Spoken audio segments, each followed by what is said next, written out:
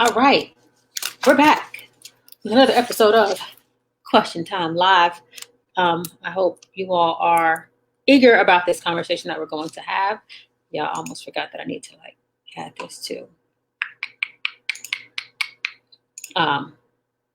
Facebook. So if you're going to be joining in, of course, naturellement, I'm going to go ahead and put a link down here in the comment section for you to join in and have a beautiful discussion. There is, let's share it to my page.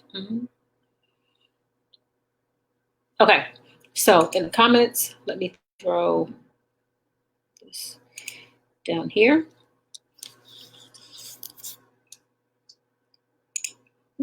I'm going to throw right now the link to join in the live in the comment section.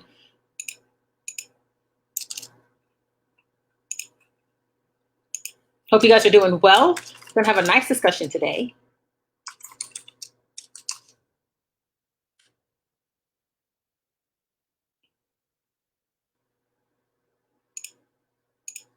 All right, I've done my part. I feel accomplished there. Now, if you're planning on joining the live, it's there in the comment section right now. Just waiting for, again, most to come join in. As you can see what's at the bottom, we're talking about the Black community standing in solidarity. I think this is a topic that needs to be talked about, not just because of what's going on right now with the Asian community, but also just in general. The Black community standing in solidarity. This is not about Asian people. This is not about white people. It's not about Hispanic people. It's not about our Arcturians, our Antarcticans, called anything, Arcturians, whatever. It's not even about Santa and his little elves. It's not about anybody but the Black community. It is about the Black community. And yes, some of these groups may be mentioned within the conversation, but it is about the Black community and standing in solidarity. So we're not attacking anyone. We're not standing in solidarity with anyone. We're not. So, all right. Again, I didn't do that. Did I do it? I don't know. I don't know how this looks. It looks crazy. Okay, there we go. All right. Let me share this here also really quick.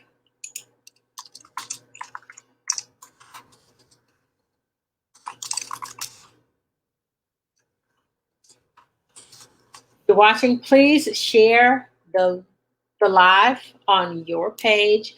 Go ahead and hit the like button. Let me know what city you're in. That would be great to know. And we will go from there. Yes, we will. Yes, we will. Yes, we will. I'm excited about this today.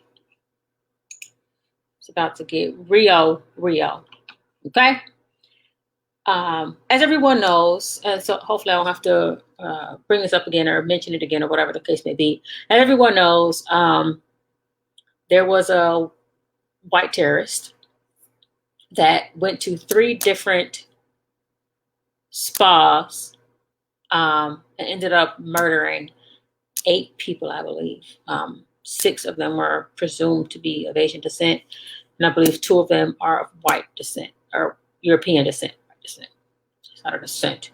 Are Caucasian. They're European Americans. And the Black community fell right in line with it all. We stand in solidarity with you. We stand in Asian hate. Racism is a crime. Racism is a virus. I saw a bunch of signs, and I recently saw the media is a virus, which I might be able to agree with that one. Media be tripping. So that is pretty much what brought about the situation with this discussion today. Okay.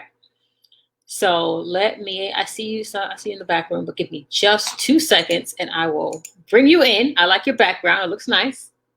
I'll wait for you to finish moving your screen so that you don't look crazy. and we will go from there. If you have comments, please, please, please be sure to leave your comments and we will talk about it. Okay. So let's get into it. And as more people come in, the more people will come in and we're good to go. Hey, Calvin, join this, Calvin. We're talking about Black people and the solidarity that we so willingly contribute to life. Oh, shoot. Jay not in his car today, y'all. Right. There you are. Wow. He just kind of scruffy, though. It's okay. Okay. I don't know. You have to come together. Right. We can actually see your face. I'm very proud of that. Right. So, are you ready for this discussion? I am ready. Okay. Are you prepared for people to say that we're attacking and we're right. racist? They're gonna call us racist. That's coming. And we don't care about other people's pains and da da da da da.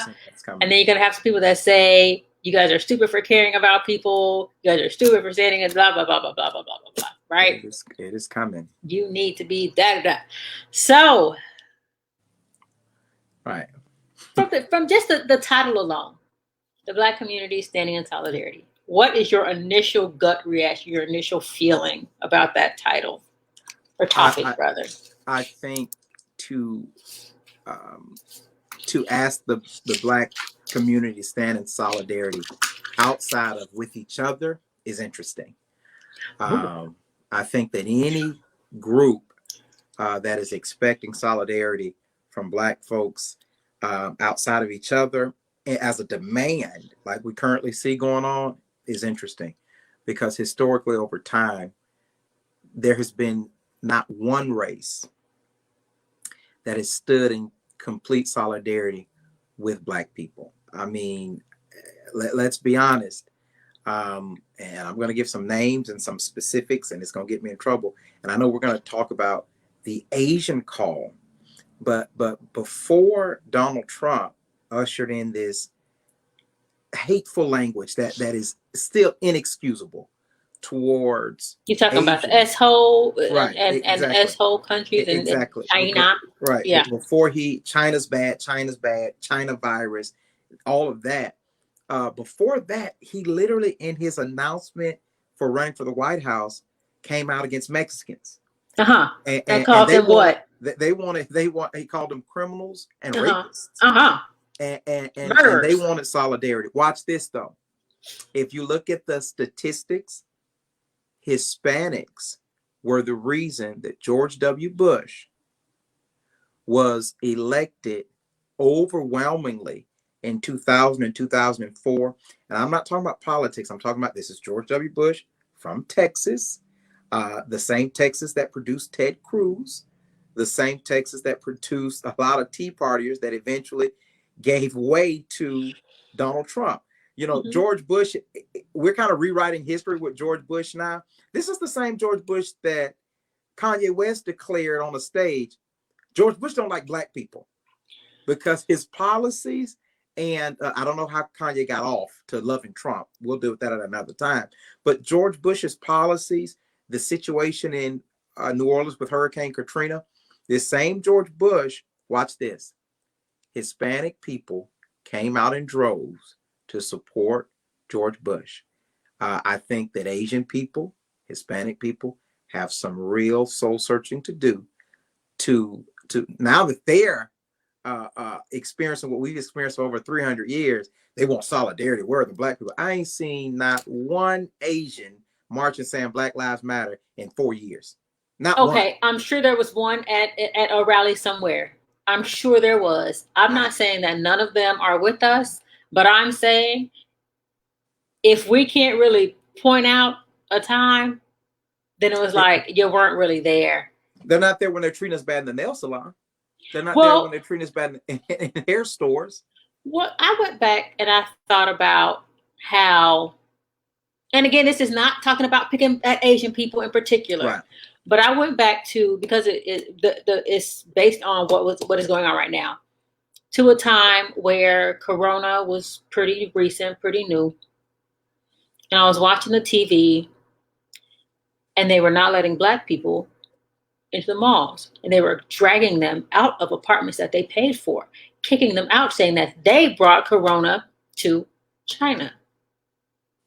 I didn't see any signs that said we stand in solidarity with the black people in China right now who are being kicked out of their place, out of their homes, who aren't being allowed to shop. They aren't even checking these people's temperature. They're checking everybody else's temperature that's walking in, and they were not checking black people's temperature. They were saying you can't come in here. I didn't see any standing in solidarity with that. I just didn't see any. I'm sure there were some. I didn't see any. But now, and let's even go recently to friggin' Ahmaud Arbery or George Floyd. I ain't seen none. Right.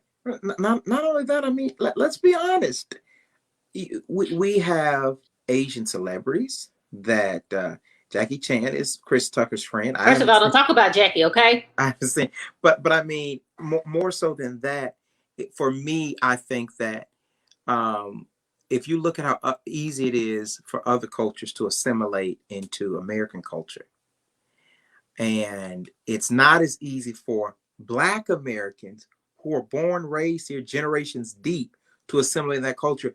It literally blows my mind. Yesterday at my job, I was speaking to the vice president. Well, he's the president of our company. President of our company. He's in town from California, and I just so happened, been doing good, luckily, to be in his presence for a moment. And he's Palestinian born, about 15 miles outside of Jerusalem. I'm thinking to myself, how is it that this guy can come to America and be living the American dream? And watch this. He is not treated by the white establishment the way an African American is. Brandy, Bishop Rollis Bahamian, he often talks about how in the 40s and 50s, before he moved to America, white people would come to the Bahamas and loved on them. However, those same people, when they got back from vacation, hated Black Americans. It is a fundamental issue with other races not supporting the Black struggle. They assimilate to the struggle because it's easier for them. I think that's like, and I'm gonna use this example because I can't think of anything else right now. I think that's like going to the zoo and you're like, oh, look at this cute monkey I've never seen before. Oh my gosh, oh, you're so cute. Oh, play with you. Then you get home and you're like, you're not foreign, you're not different. I know exactly what you are. I know exactly who you are. Right. And I know exactly what I've learned in history class about you. I know exactly what I've learned over the news about you. So I think that's what it is. They go to another country, they see a Black person, or they see a Black person like, wow, your accent, the way you dance. Yeah. You ever had one of them reach out and touch? Ooh, I had my puffs going on. I had two puffs. It was a part down the middle and my puffs. This older white gentleman. Let me rephrase that. This older white person, because I don't think he was a gentleman for what he did. He like poop my hair. I slapped the crap out of his hand. I did, because you assaulted me. I'm gonna get you back. And I was like, that's assault. You can't touch somebody without their permission. Don't you ever touch another Black person's hair without their permission. Don't you ever.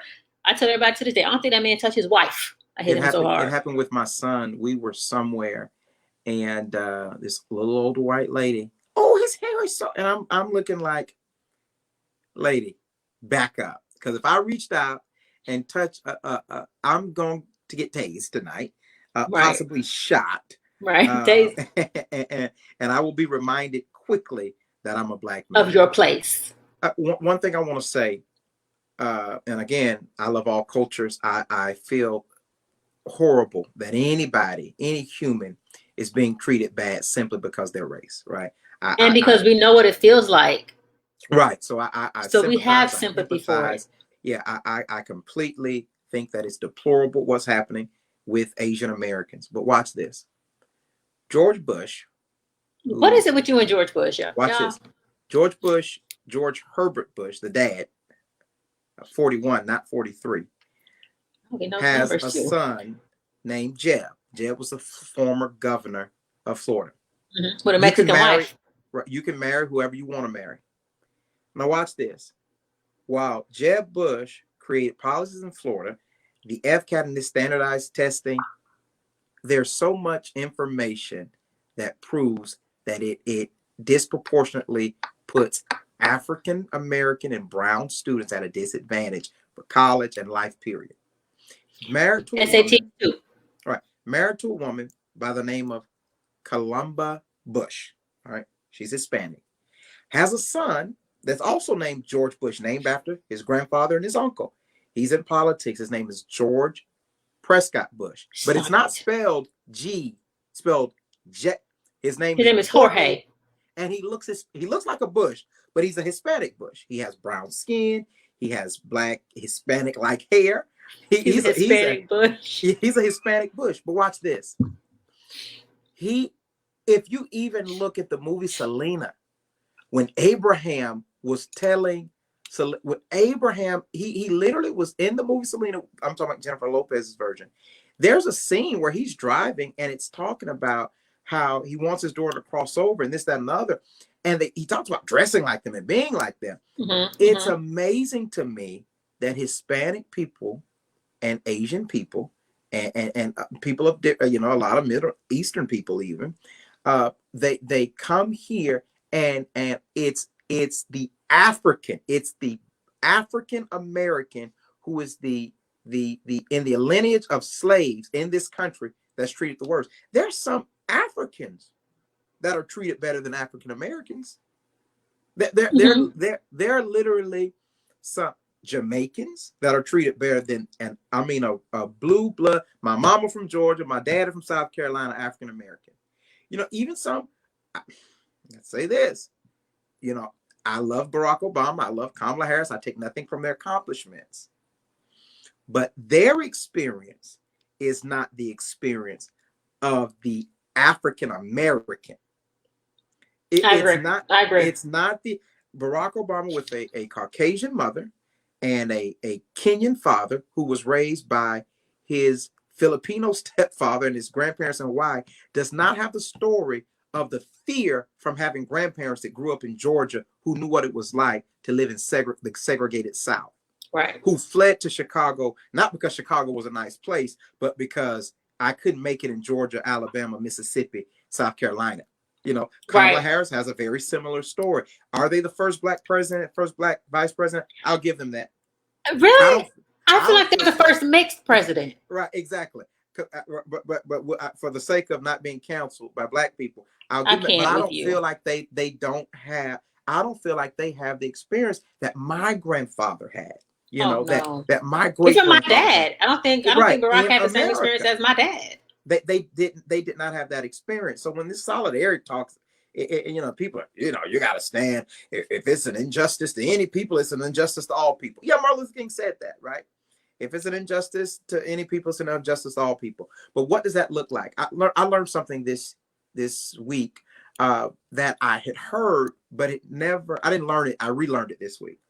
So the first person who was killed or considered a casualty of the Revolutionary War was a black man in America who was a lawyer by the name of Crispus Attucks.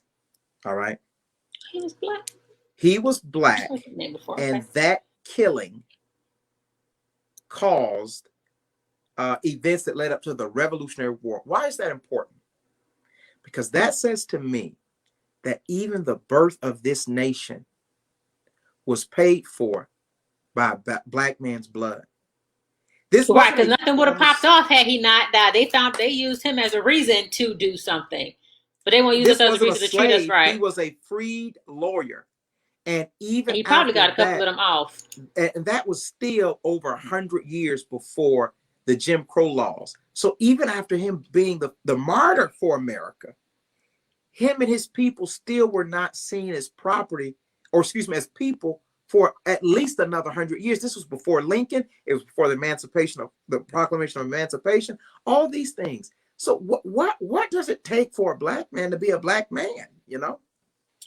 We'll talk about that on another. What's up, Calvin? We'll talk about it on another live. What's up? How you What doing? do you have to say about what you've heard thus far?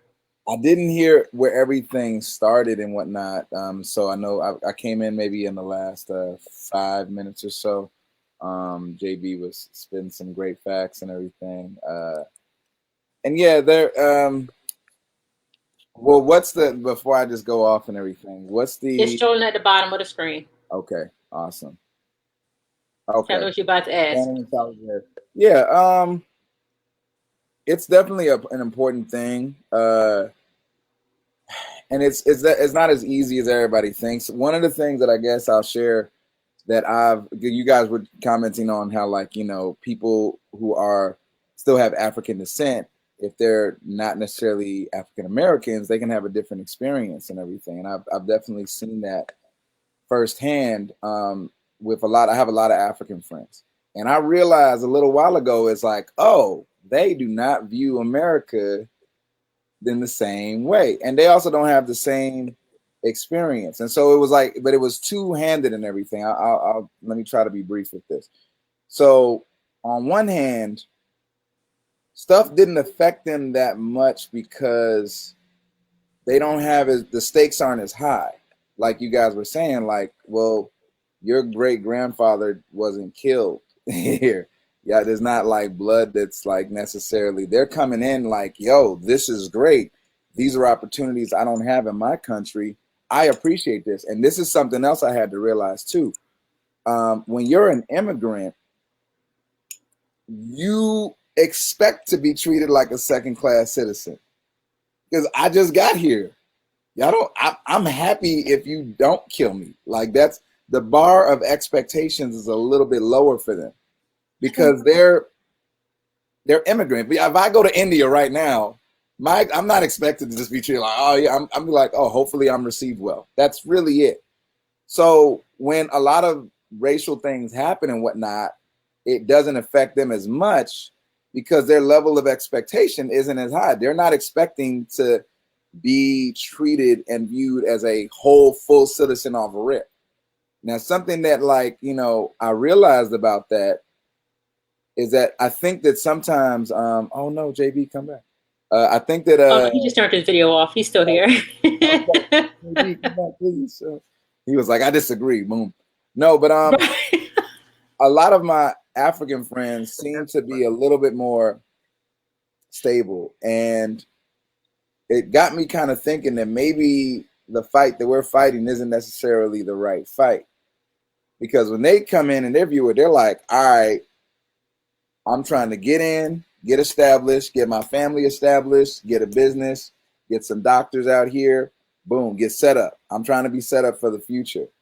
I think a lot of times we're focused on, I want to be treated fair. And they don't care about being treated fair. They're like, I'm gonna get my own so I can tell you get off of my property. So if you come at me wrong, I can afford to hire an attorney to sue you or something and everything. Like, they kind of do it in more of an ownership thing. Wait. I don't think they come in thinking that they're going to be treated as secondhand citizens.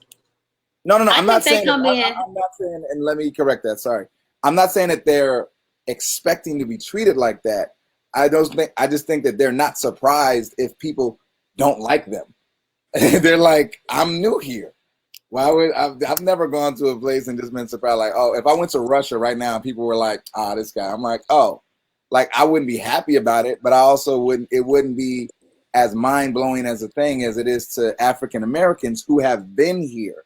The stakes are higher for us because we've earned. It's like, hold up, we've been putting in work. Like, we've been putting in time, blood, sweat, tears. Y'all have dissed us, dejected us, and like, literally the government has been against us. So our expectation should absolutely be higher. Okay, so that brings me back to then. Let's go back to the topic of solidarity. Yeah.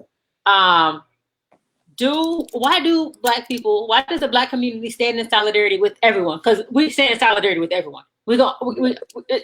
For some reason, we stand in solidarity. We don't care if it's cat wars. We don't care if it's collect plastic bottles so we can build a spaceship. We're standing in solidarity with it. Why do Black people stand in solidarity so heavy and be so quick to post about it too. I think that at the end of the day, we're God's people, and like we have ultimately we want peace and we want unity and we want these things. And I think that sometimes our emotional desires for these things don't have us. We don't always go from a strategic place of like, hey, yes, we want this, but what's the best way to go about this? Like, okay, how can I actually have unity and not just show up for people and then not, have those same people show up for us and everything. Or there's not only, I mean, you had a post and everything, one of the questions where it was just like, and it wasn't necessarily your thoughts exactly, so I'm not paraphrasing it like that, but it was a thing talking about just holding people accountable. Like, hey, I'll read that. Yeah. Yeah, like, hey, we're here and we're down to like support. Like, we don't have to lie. We don't have to make any assumptions.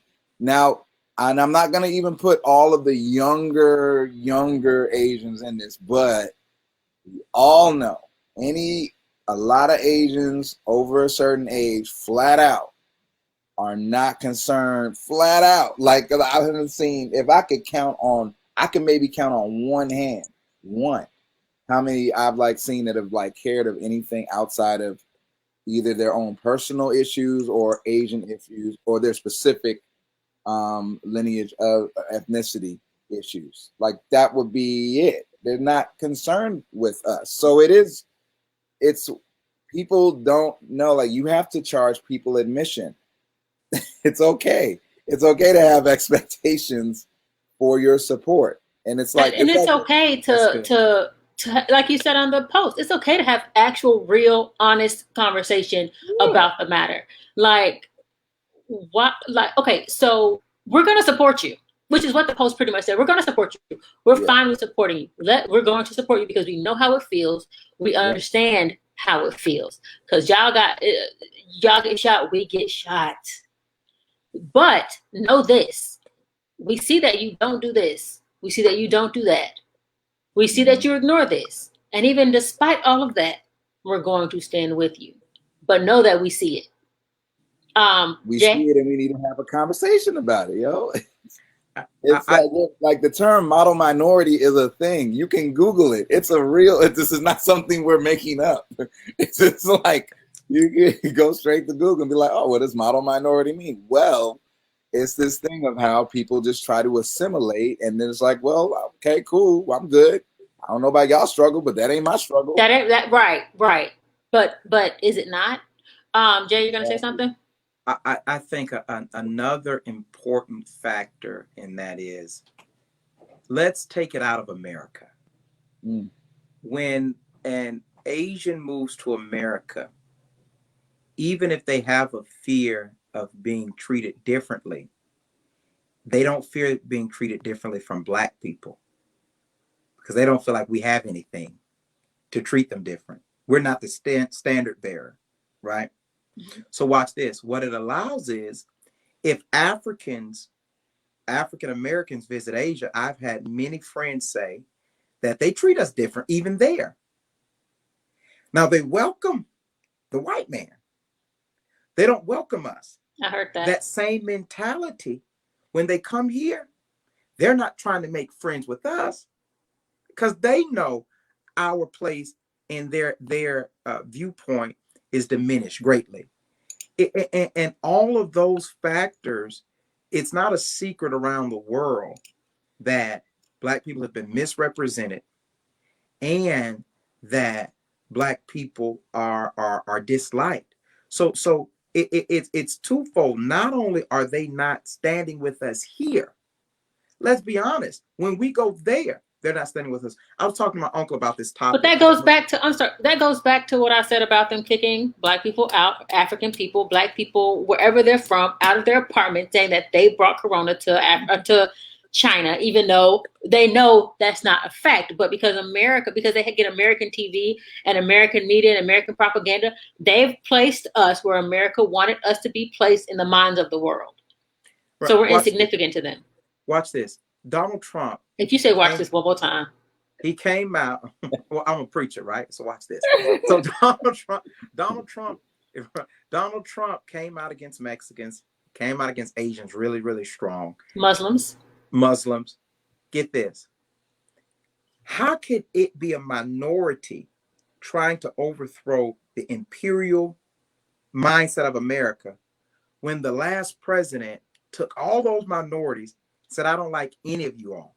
If we were to actually come together, we wouldn't be the minority.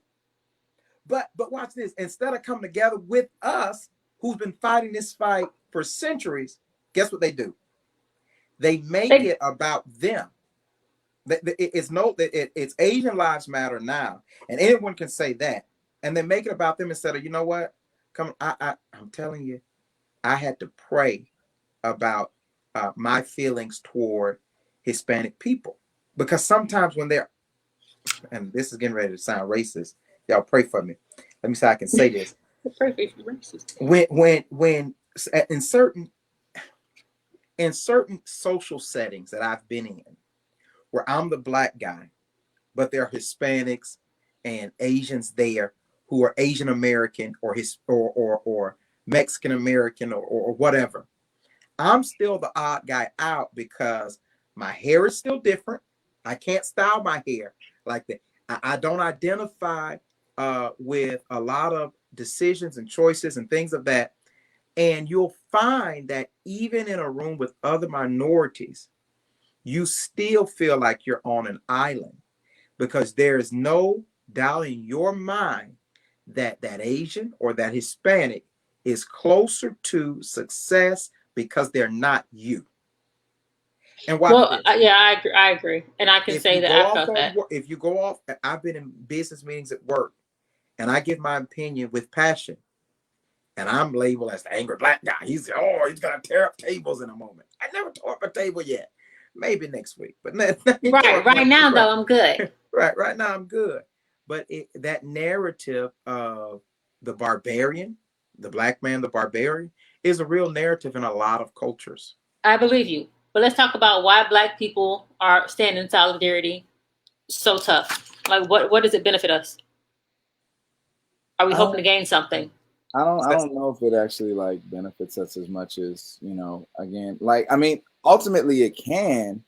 I think it's a great idea. I think that it's just a half thought. Like, hey, there have to be conditions of it and whatnot. Like, you can't just like, okay, we're gonna support, and like we throw up all the, pray for Paris and do this and everything, and then stuff happens with us, and like it's like, huh?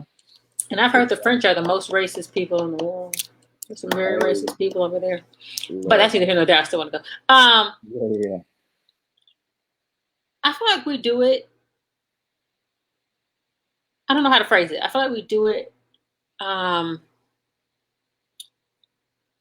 If I give him some of my candy, he'll be my friend. If I let him cheat off my homework, he'll invite me to his party. Does that make sense? Like, I don't know how to explain it in words. I could see that being part of the subconscious thing of like, oh, maybe this will like earn that, reciprocity. Maybe they'll finally see me. I don't know if that's the major part of it, but I definitely think that they're on a subconscious level that exists somewhere. Like, absolutely. Like, oh man, okay, but then that's what I'm saying. It's like, yeah, you can go in guns blazing and everything with your emotions, but it's like people don't work like that. Like, I think one of your friends on the post was saying, well, it's the wrong time and everything. And my response is like, sometimes you have to talk when people's ears are open. It's like, so if you're actually, look, if we've never had a conversation and you're finally in a position to where we're now having conversations that I've been maybe trying to have, yeah, it might be bad timing, but like, when else am I going to get to say this? When you're less attentive, when you feel it less, when you're less empathetic. I said that. When you're distracted. I said that same thing. Yeah, like what? No, let's have the conversation. This is the thing, because people are scared to like have real conversations, and they don't. That's how actual relationships grow. Like, then because this is the thing. I might be wrong. I could actually have ideas about Asian support that are incorrect, but let's have the conversation. I'm not scared of being wrong.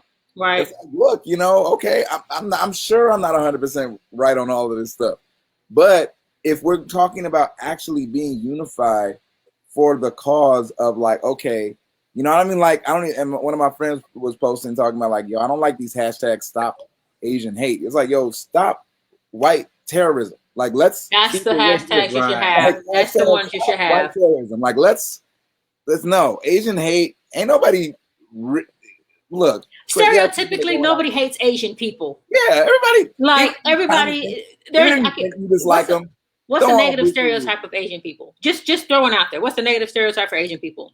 Math. That's They negative? math. I No, don't it's know. not. It's not even negative. No, But that's what like I'm in pointing a out, though. nerdy way, man. Is that negative? Nope. Jay, you got any? No, because nobody hates Asian people. Yeah, it's But not not like only that, there's a People hate little. the concept that was developed around Asian people, which is the China disease. So if they yeah, should hate anyone, they should be hating. They should be hating friggin' Donald Trump. But not only that, I mean, there's a little, a very well known but very little talked about secret of white men's fascination with Asian women. You know, Well, it's they had a fascination with black people, black women too. it's a like I said, very little talked about, very known.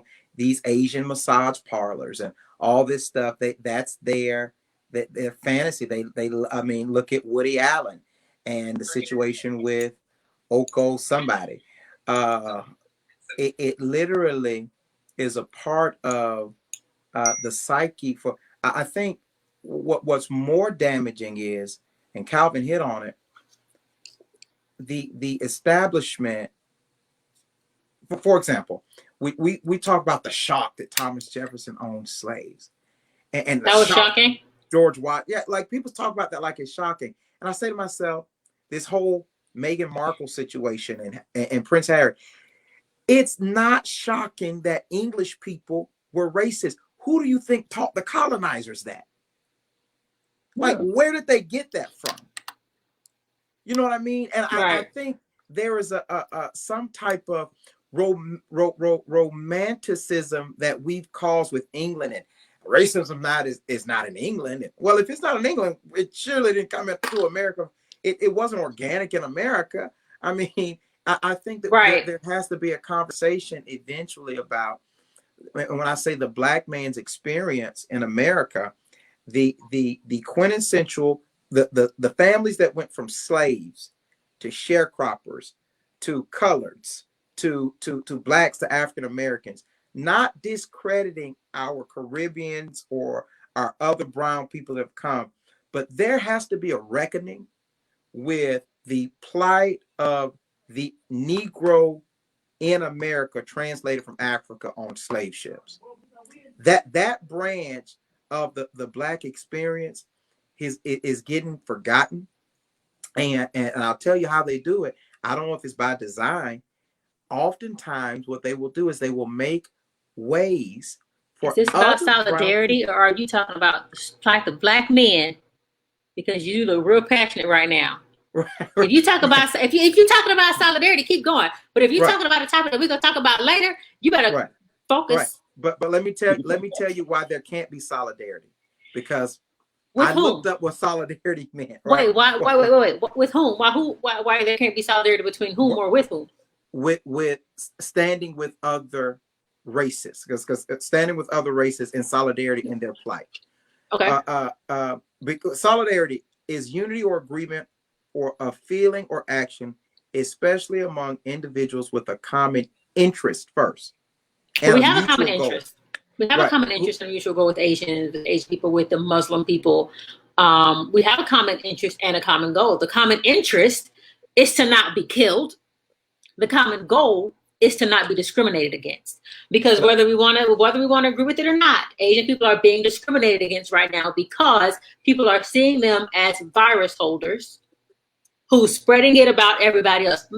Forget the white people that are not wearing masks. Forget them. It's not them. It's the Asian people that have 2 masks on because they are Asian and they came from their country. So they're being discriminated against. That is our common, that is what we have in common. And our common goal is to not be discriminated against. Like the post said, we identify with discrimination whatever, which further compels us, which is why we so quickly, which is why I feel we so quickly join in solidarity with people. I disagree. Like out of empathy Great. thing, like what we see. Great on the no, but so you're saying, so I'm hearing you right, that like you feel like we empathize with the pain of others, especially when we know that pain. That makes sense. Let me ask you this: do you think every human, even white people, don't want to be killed? Do you honestly think that Asians and Mexicans, when they were watching the George Floyd situation, that they were at home thinking, I don't want this to happen to me or them? I think they were at home thinking, this has nothing to do with me, until it does. Yep. When 9/11 happened, and they were treating Muslims like crap, right? I was thinking, Black people, Hispanic people, Muslims, who do you think is next? It's the bully on the playground that picks on whoever is weakest at the moment. Whoever they can find, they just walk around the playground, push somebody off the monkey bars, kick somebody that's in the little sandbox, and throws a ball at somebody that's playing kickball. Let me find the next person to terrorize. And Asian people were at home like, oh, well, or I'm not saying all of them again. They were at home thinking, oh, that sucks. They got nothing to do with me. They're not killing us. But now these white terrorists have turned on you. And now you see that it is just the beginning, because you've seen what happened with everybody else. It starts out as a little bit of something, and then it snowballs into something bigger. So they're concerned that it's about to get bigger for them. Mm-hmm. And I think that's where they are. Let's try to stop it quickly before it gets too big. Can I say this? Say whatever you want. And no, Calvin, don't laugh. I agree. I don't mind if people disagree with me. No, because when I said I'm glad he disagrees with me, I'm good on people disagreeing. That was 5 minutes ago. I don't mind that. And Calvin, while we're here, Calvin, not often do you see another Black man that has a fully connected beard. There are a lot of people that are watching us tonight that are hating. I just want to say good job with that, big brother. Good job. Thank you. I appreciate it. Right. You already know. Right. So I want to say this. What if this is the real reason that other races look for Black people for solidarity when it's their turn to get picked on by the bully? One thing we do have, we have many different apparatuses and many different organizations and an infrastructure that turns slowly, but will get changed, right? I mean, we got to admit we're not in a great place, but we are further than we were years ago, right? Because we have a lot of coping mechanisms. Right, right. So what if they just want to use our coping mechanism? And I'm not accusing any race of saying I'm gonna march with Black people now, but guess what? I had 4 older brothers. I'm the baby out of 5, right? There's a benefit if you don't have any brothers and the bullies on the playground, hanging out with Jay, because Jay's got some reinforcement behind him. You know, I think that could be a very real thing. I think that maybe the Asians saw how George Floyd and that cry, maybe they want Black folks burning stuff in the streets in Baltimore for them. Guess what? It ain't happening. I'm not going, but I think they want it.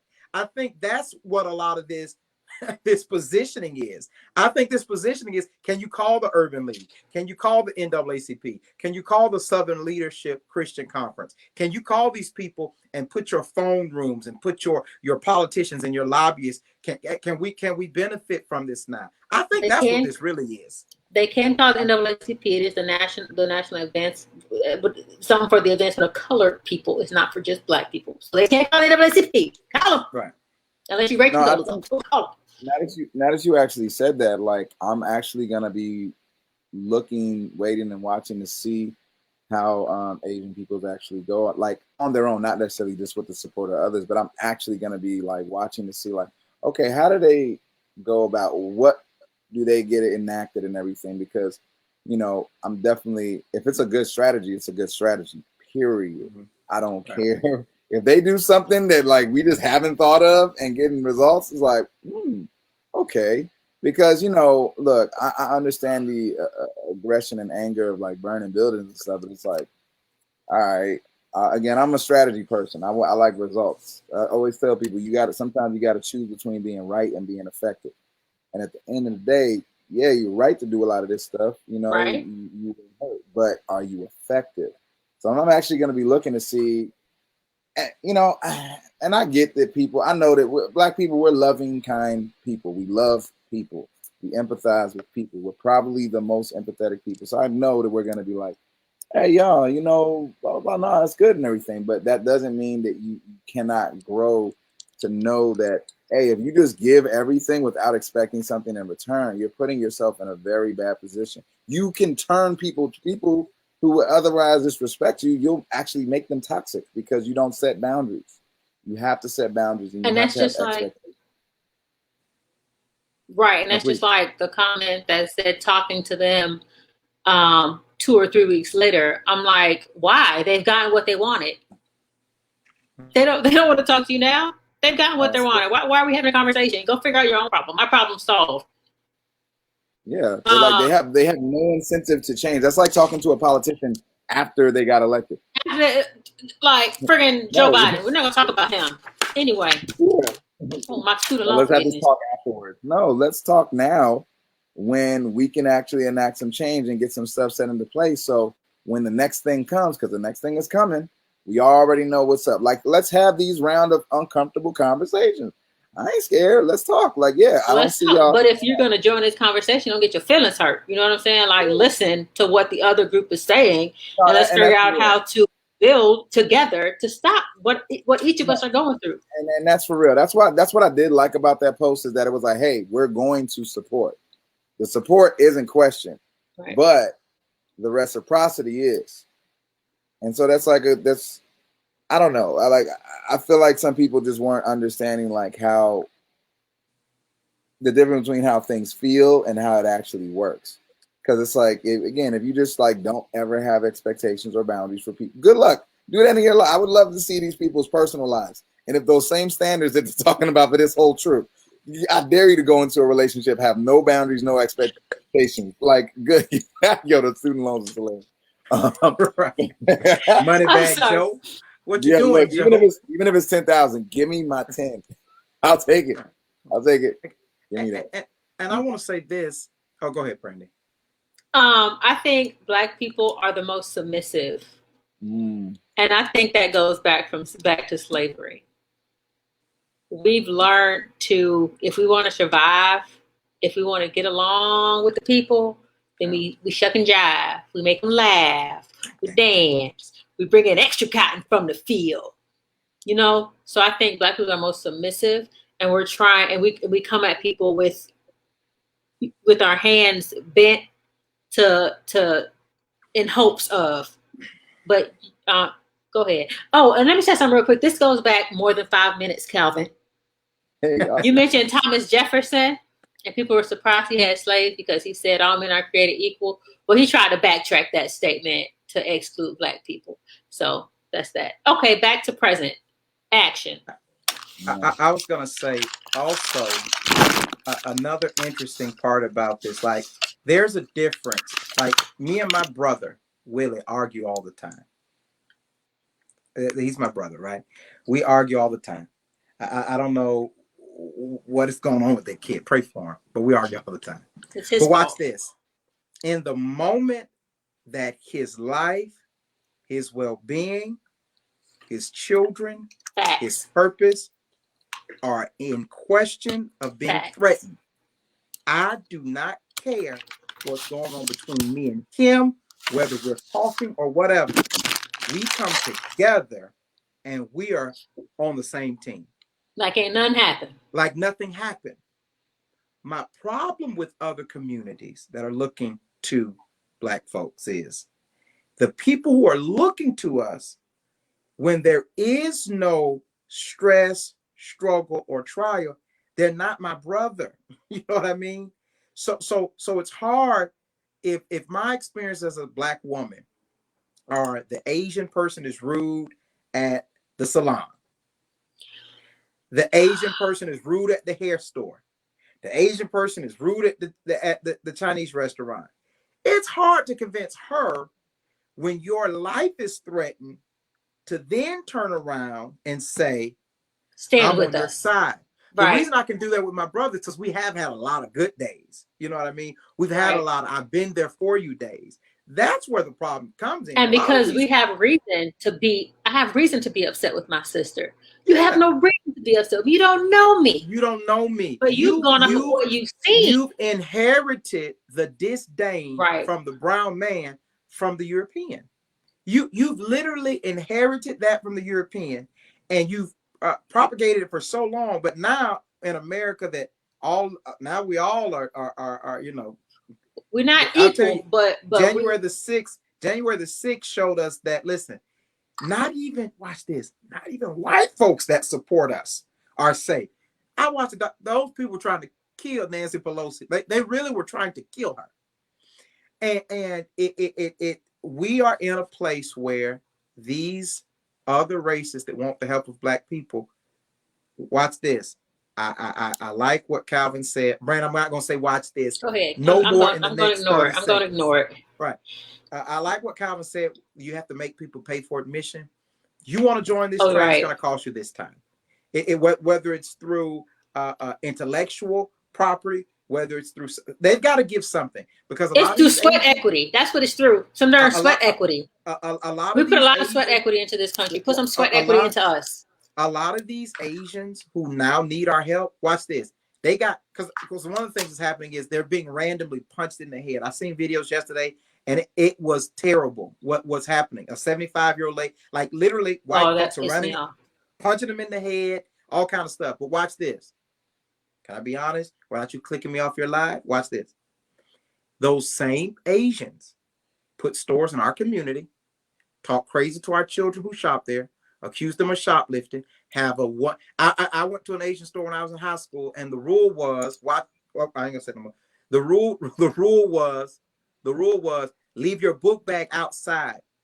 And we had to do that. We had to take our book bag outside to shop in the store. They get all this money, but they don't put their money back into our community. They're not buying houses. They're not paying taxes in our community.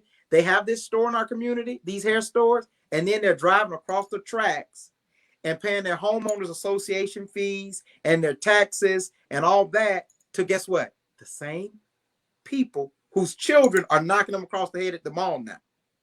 Because that's who's doing it. These Trump supporters that are their neighbors, their children are knocking them across the head. And I'm telling you, I don't have a problem with saying, let's fight for you. But after the threat has been neutralized, after that, will we still have something in common that'll make me want to fight for you the next time? Or watch this. Or can I call for you to fight the next time?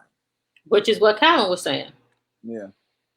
It's like, look, man, it's a dirty game. And if everybody like I think the thing of like, hey, that's not my fight. It's not going to come on my doorstep. It's like, it's been disproven at this point. Everybody can get it. Even white people can get it. So because like Jay said, like, look, y'all ain't safe. You better come on and everything. And then also like us being, again, more strategic and being like, hey, okay, you know. And I don't even think it has to be this big show of not being there like, hey, Asian people, we're not helping you. And I don't think it has to be this. Boo-boo. Right, I agree. Yeah, I don't think it has to be that. That's a little petty. But I think it does have to be a thing. I love what that post did, because it actually, you could post that and have real conversation. And people actually, and you want the real conversation, but people actually have to think. You have to be open to stuff. I mean, look, I'll tell you, to be kind of transparent and everything. I'm recently married and whatnot, and you know, congratulations. Thank you.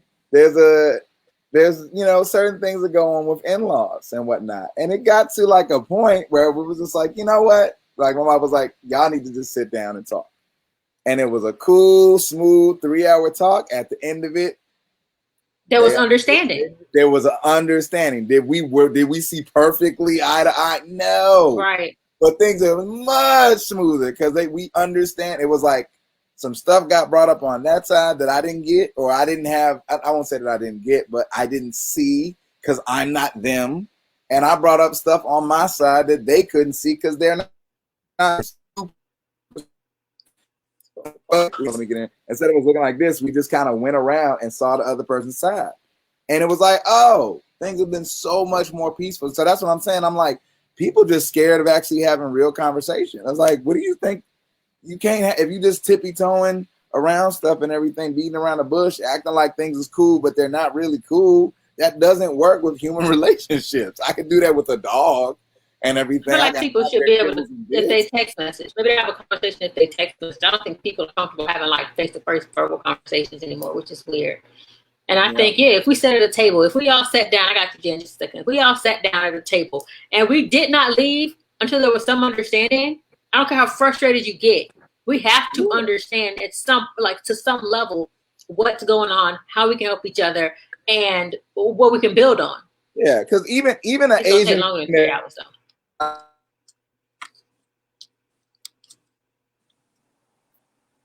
You breaking up, but Jay. I was going to say, so I'm all for conversation. I am 1000% for conversation. I believe in conversation. But if I were to be honest, I think to have another forum, symposium, panel discussion, powwow, whatever you want to call it, for Black people to get what they deserve, I ain't talking to nobody else. I agree. Y'all know what y'all owe us. Y'all know what we deserve. We prove time and time our value and our worth to this country. And we've said it a plenty times. And we've said it 1,000 times. You're right. I think at this point, Black people really need to start thinking how we can build a country within a country. I think that Marcus Garvey's dream of going back to Africa, maybe at that time was the right decision. But now, even in America, where can we plot out land, buy it, build schools, build hospitals, incorporate?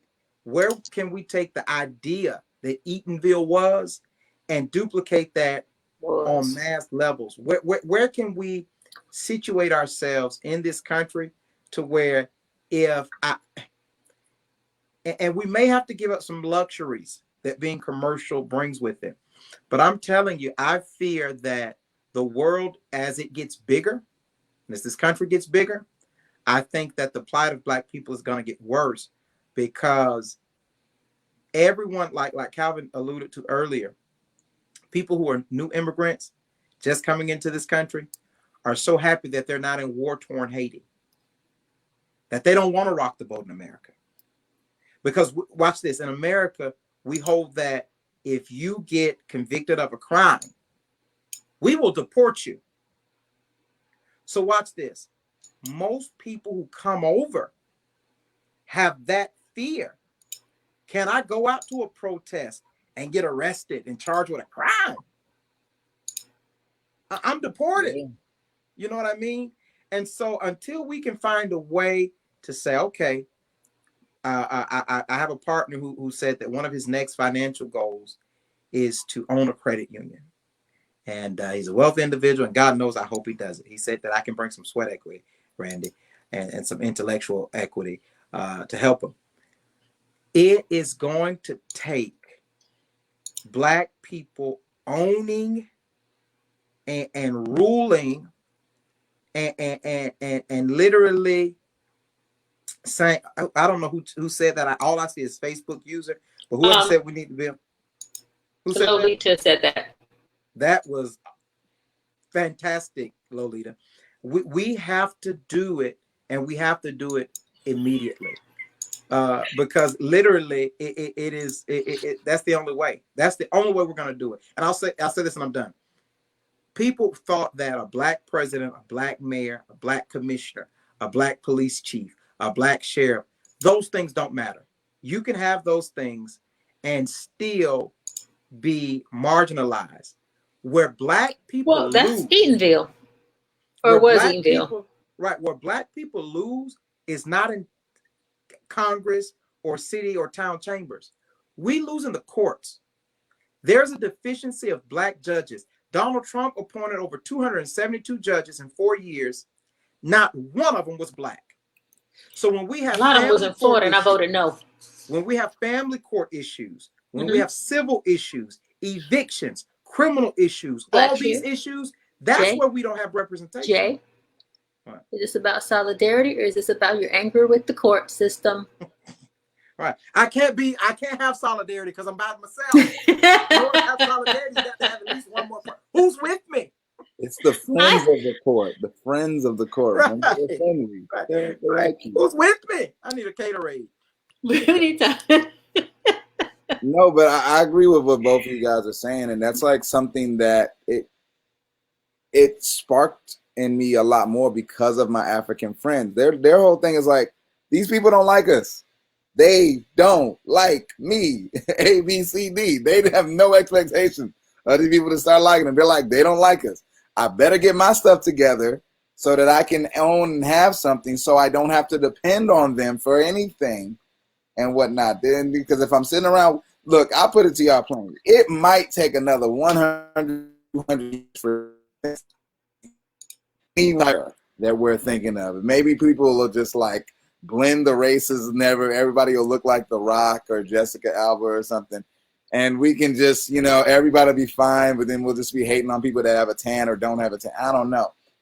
So that's something that's like, it's a goal to work towards. But I think that a lot of people, I think sometimes it's easier to shoot for the stars and the moons and then just shoot out down the street. Like, get the thing that you can actually affect in your life and your children's life, and your community, and build these things and whatnot. Like, when I'm around people and I'll tell you, being effective. I think a lot of times black people are very right to have these expectations, and because look, we have a righteous indignation that's not imaginary. It's from history. It's from like actual government going against black men, women, and children in policy and practice. It's a lot of things, but you still have to have a correct strategy in coming against that. It can't just be like, well, I'm mad. That's not helping and whatnot. So when I see people, I'm like, okay, this guy looks just like me, but he's getting things that maybe people that come from my descent aren't getting. So does that mean that it is impossible for me to get it? Well, definitely not, because they're getting it. Yeah, exactly. Like, I mean, I'm sure there are some white people or anyone who could be like, oh, well, that guy's African, that guy's African American.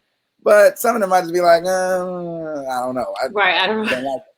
So it's like, okay, it's not only a melanin thing, it's also a mindset thing. And this is where one of the things that they have an advantage of. And I had to really explain, I've had to say two things to my African friend. I was like, one,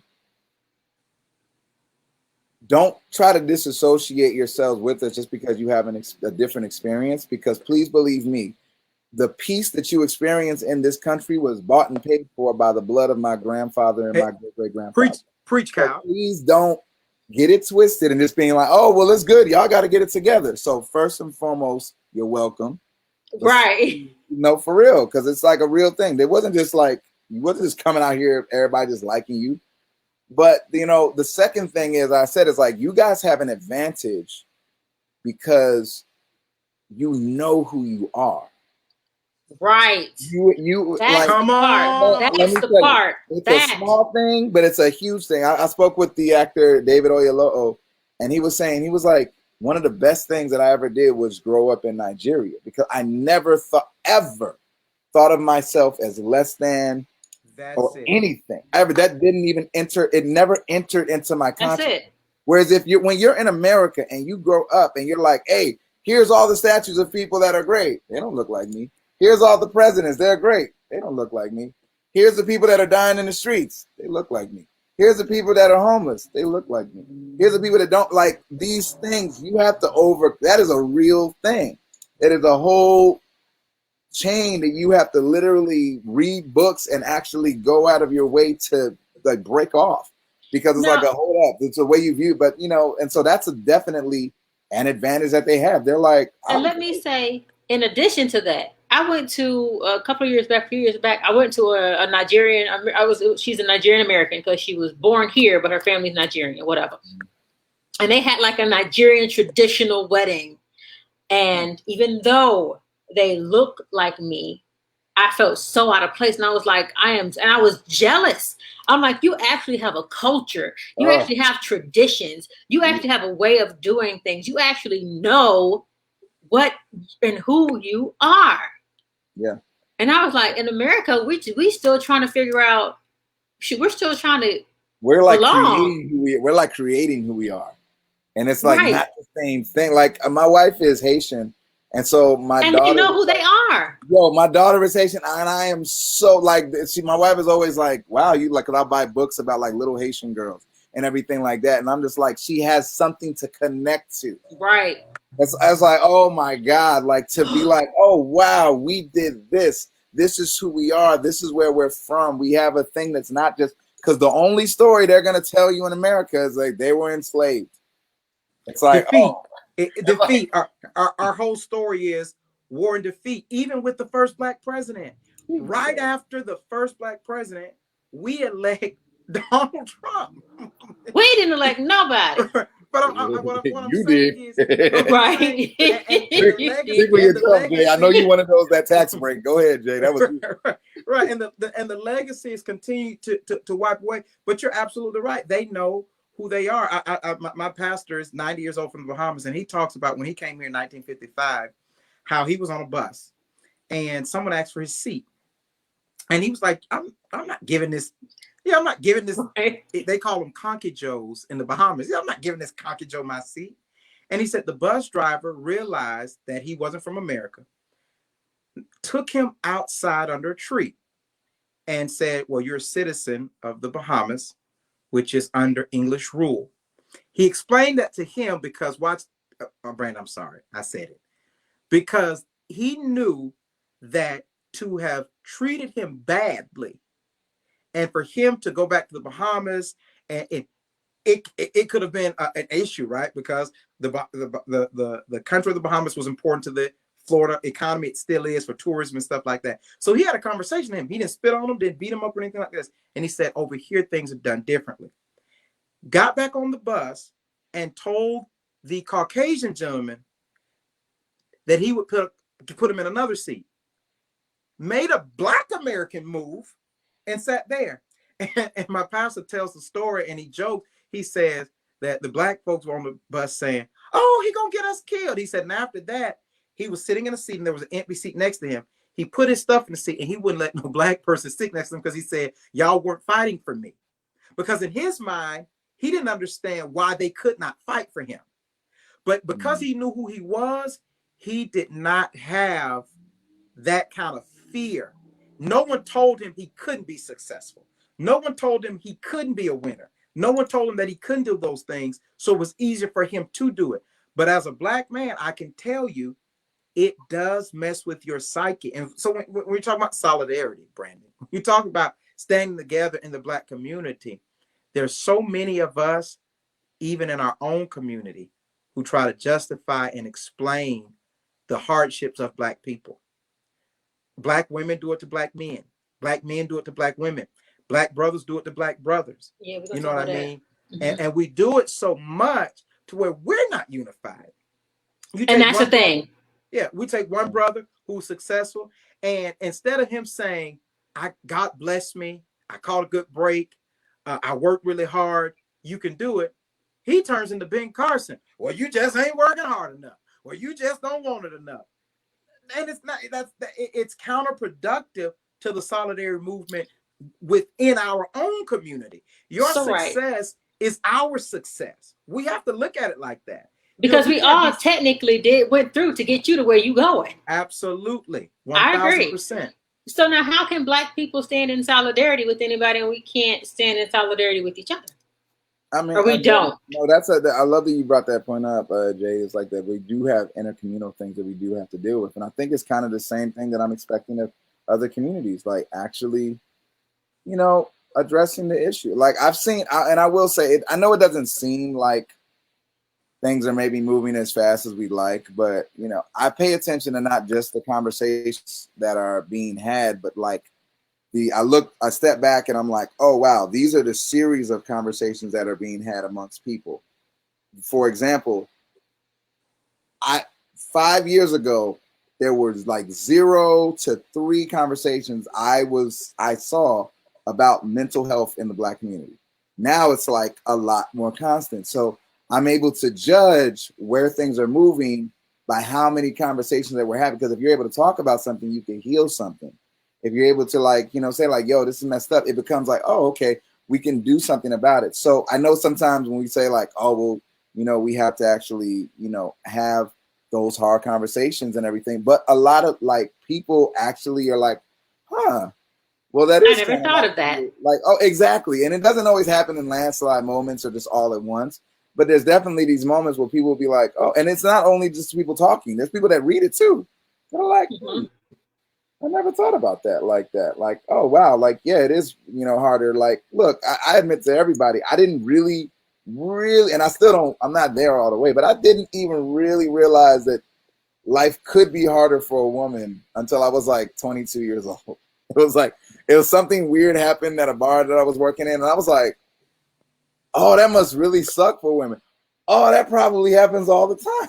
I got male privilege. Oh, snap. Male privilege. So, like, you know, now it's toxic masculinity, but no, for real. But no, it was like it was like new information that I was presented right. with and everything that like changed where I was coming from and everything. I talked about it and it was like, oh yeah, and then the Me Too movement happened and it was like, oh snap, it was worse than I ever could have imagined.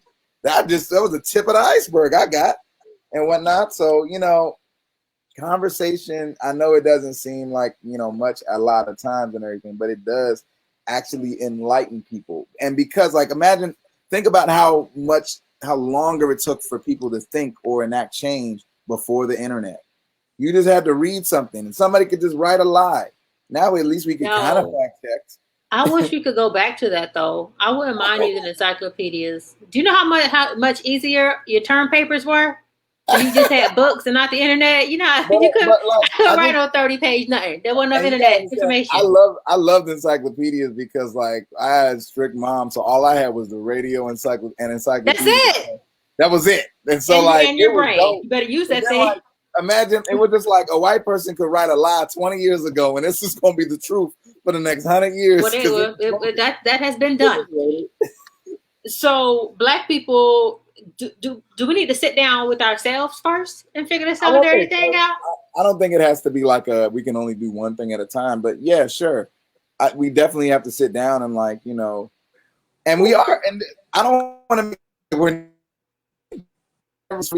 People are thinking, conversations, exchange of ideas are happening and whatnot. And I am seeing growth again, not like when you're on the micro level and just looking at it incident by incident, but when you step back and like look at the trends and like where things are going, it's like, oh, people are getting a lot more like it's this is gonna sound weird, but it's really hard. It's a lot harder to be a deadbeat dad than it might have been 10 years ago. Oh, that's a real thing. Like you are gonna get judged. Like everybody's gonna be like, what? Like just amongst guys and everything. Like, cause it's more people talk about, yo, I love my kids. Yo, I'm hanging out with my daughter. Yeah, blah, blah, blah. We're normalizing like love. You gotta understand, we have years of toxicity that need to be shredded and peeled off of us. There's like all these is it toxicity or do we have years of labels? And years of crap being placed on us. But hold on real quick. Ashley, can you please tell me, so I think you said this in response to, do we need to sit down as a community first? And I think this is what you posted in response to that. Can you explain to me what you mean by that? I'm sorry, go ahead, Ken. Yeah, no, I mean, so not necessarily, when I say toxicity, I don't mean that it comes from within us, but it was something that was maybe placed on us. So it's like, we were poisoned. Yeah, poison, PTSD, like real things. It wasn't like we're Eve and Adam, and they are the serpent. Yeah, it wasn't like a hey. Who is this they of which you speak? No, okay, it wasn't like white people or any oppressive people were like. Oppressor. Yeah, the oppressor. I don't like this saying white people because it's like, no, you could be Asian and also along with Right. it, you can be the establishment. Anything that is like anti-us. It wasn't as if, oh, okay, well, you guys are free. Here's therapy because you guys just went through the most traumatic experience of like any human for longer than like a lot of humans have gone through and everything. It wasn't just like you were, people have been enslaved. This was a completely, I try to explain that to people. American slavery was unlike any other slavery That's a fact. in the world. It was like, no, we were not humans. It was like this We chattel. were next level. Yeah. Like a little bit above a cow. Just like, Were we? a cow you could rape and not feel bad about. Jesus. Like for real. That's a like, fact. Because they didn't that's a fact. That's real. I tell people that all the time. If you had sex with a slave, that's rape because she couldn't say no. Period. That's rape. Right. Flat out. I think to the point of sitting down, my problem with sitting down as a Black people, there was a time where we had great national movements, right? But something happened in the 70s and 80s where they tricked us by celebrating athletes to make us think that Black people were being celebrated. And with that, we miscarried a little bit. So now to mobilize nationally, who leads that conversation, right? I think that, you know, our Jesse Jackson and Al Sharpton days are over. And if they're not, they should be. And I think that there are a lot of great thinkers, like Calvin said. Not only is it a fact that social media proves that Black men are in the lives of their children. I know for a fact, my mom died when I was 8. My dad had 5 boys. He was there. He didn't leave us. So I don't identify with the fatherless Black male. But I will say this. I do identify with sometimes he was in the home but out of place because he didn't know any better. There were a lot of things that he would have taught me, I think, had he had a foundation, had his father not been struggling. My grandfather literally worked as a school bus driver. He cut hair and he would drive the school bus to the projects and pick Black people up from work to make extra money. And he still was living in the projects. You know what I mean? Well, that's because of redlining. Right. Redlining. And this is not to put my granddad's business out there, but he literally had a conversation with my grandmother and said, listen, we're moving to California.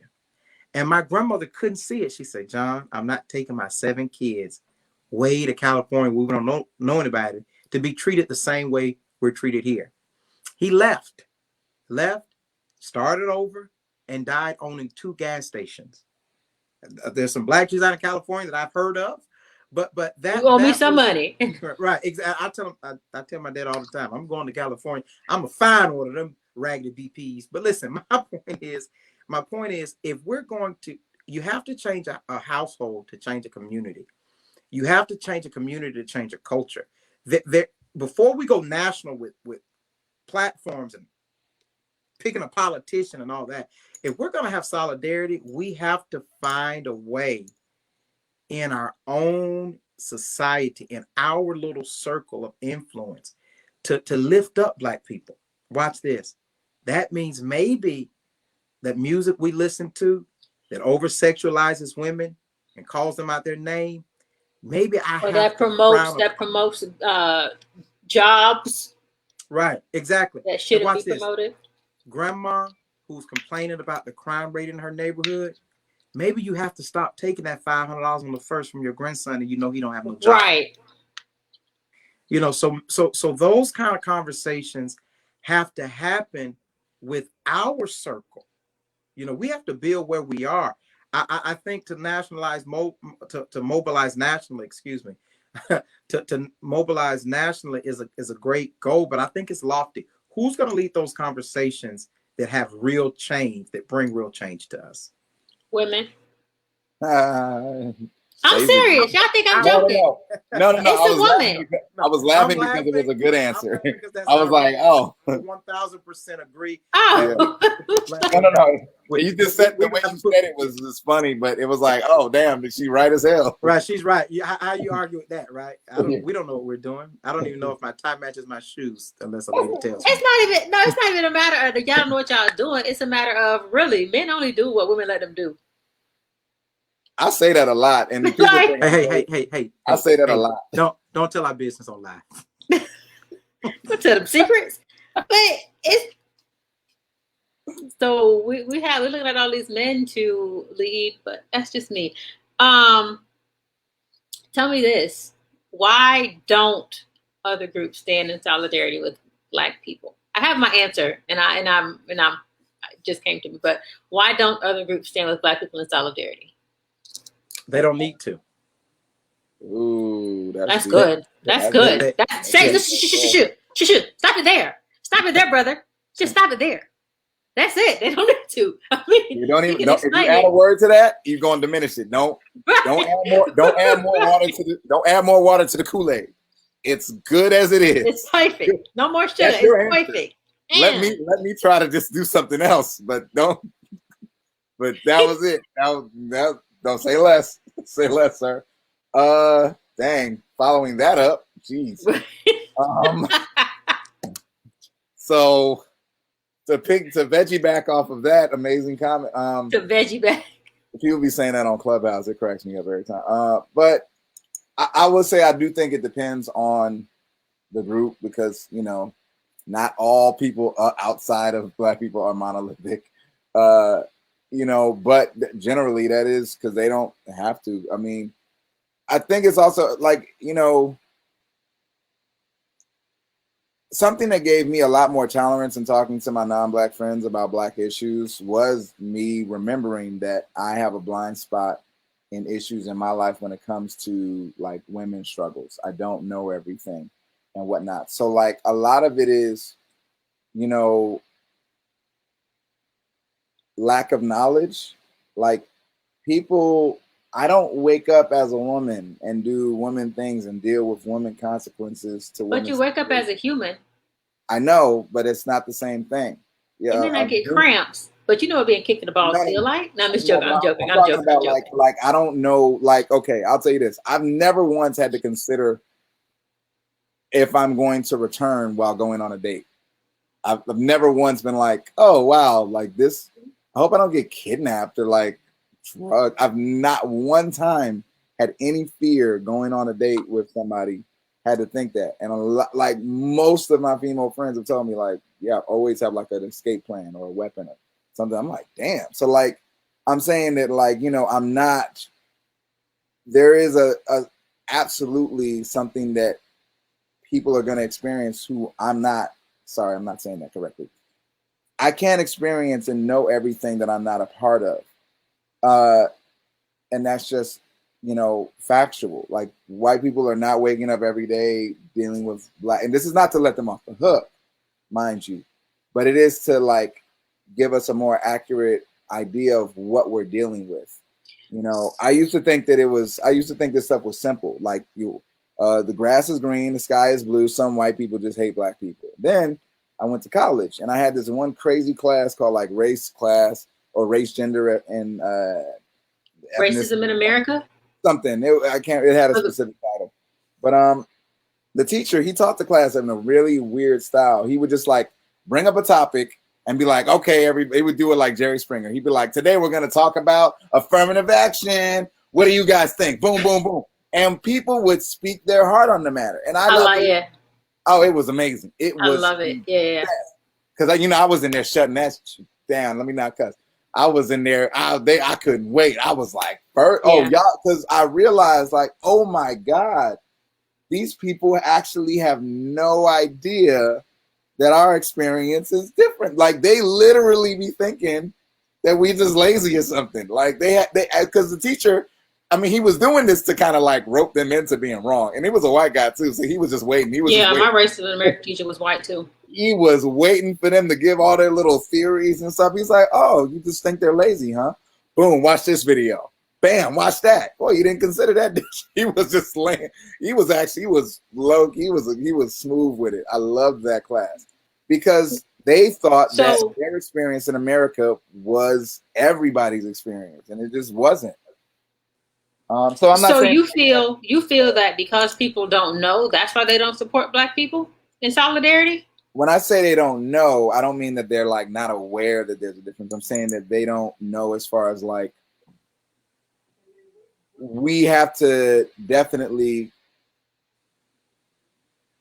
know that we're dealing with people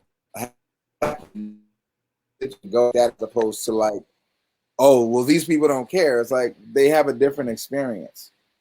And and so what I'm saying is when I understand that, it gives me a little bit more, not necessarily patience, but if I understand what the situation really is, I can go at it in a more strategic way. But how does that relate to why people don't support Black people in solidarity? I mean, how patient can you be? Okay, It's been centuries. When you say people, just so I know exactly what you mean. When you say people, do you mean other minorities specifically?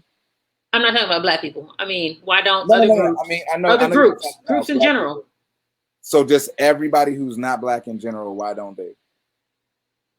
Okay, but you can throw them in groups. Like you can do the gay community, you can do the Asian community, you can do the white supremacist community, whatever.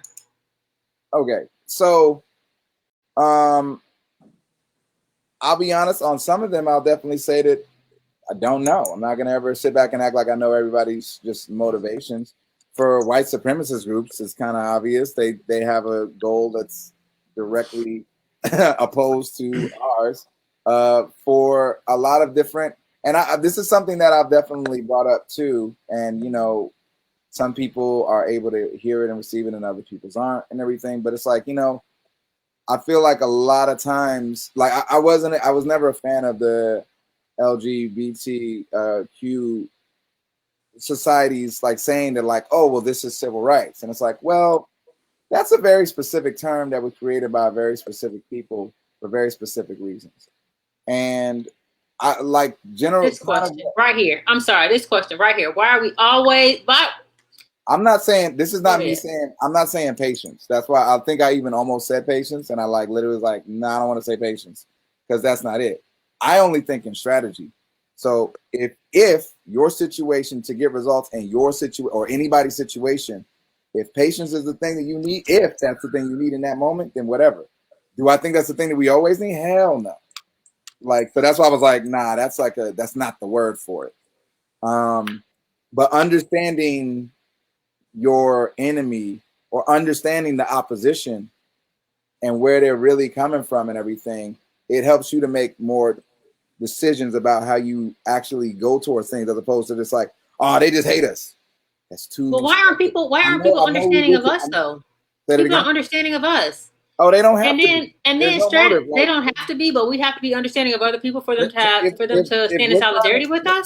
They're not trying to change something. So yes, if we're trying to change something, then what I'm saying is strategy wise is, okay, how do I make it, or how do I make them perceive it or understand that it is something that benefits them, that they do need to change it. Like, give you this example, and I heard this on NPR yesterday, and it was dope. There was this one attorney, and I can't remember her name, so I'm not going to butcher it. But her whole thing was fighting for women's rights, right? Okay. And so what she would do, she would find landmark cases, not by women. She would find landmark cases that affected men and use that to show how the laws were absurd. And that ended up changing the laws. Like there was this one case where there was a never married man who wanted to stop working and care after his mother. And there were certain protections for everybody else in America, except for this type of man who was like never married and everything, who, had to do that and everything. So she used that as opposed to arguing a woman's case to change the law. She was like, no, let's do this guy's case because that'll actually show people how inaccurate these things are. And she got a lot of victory.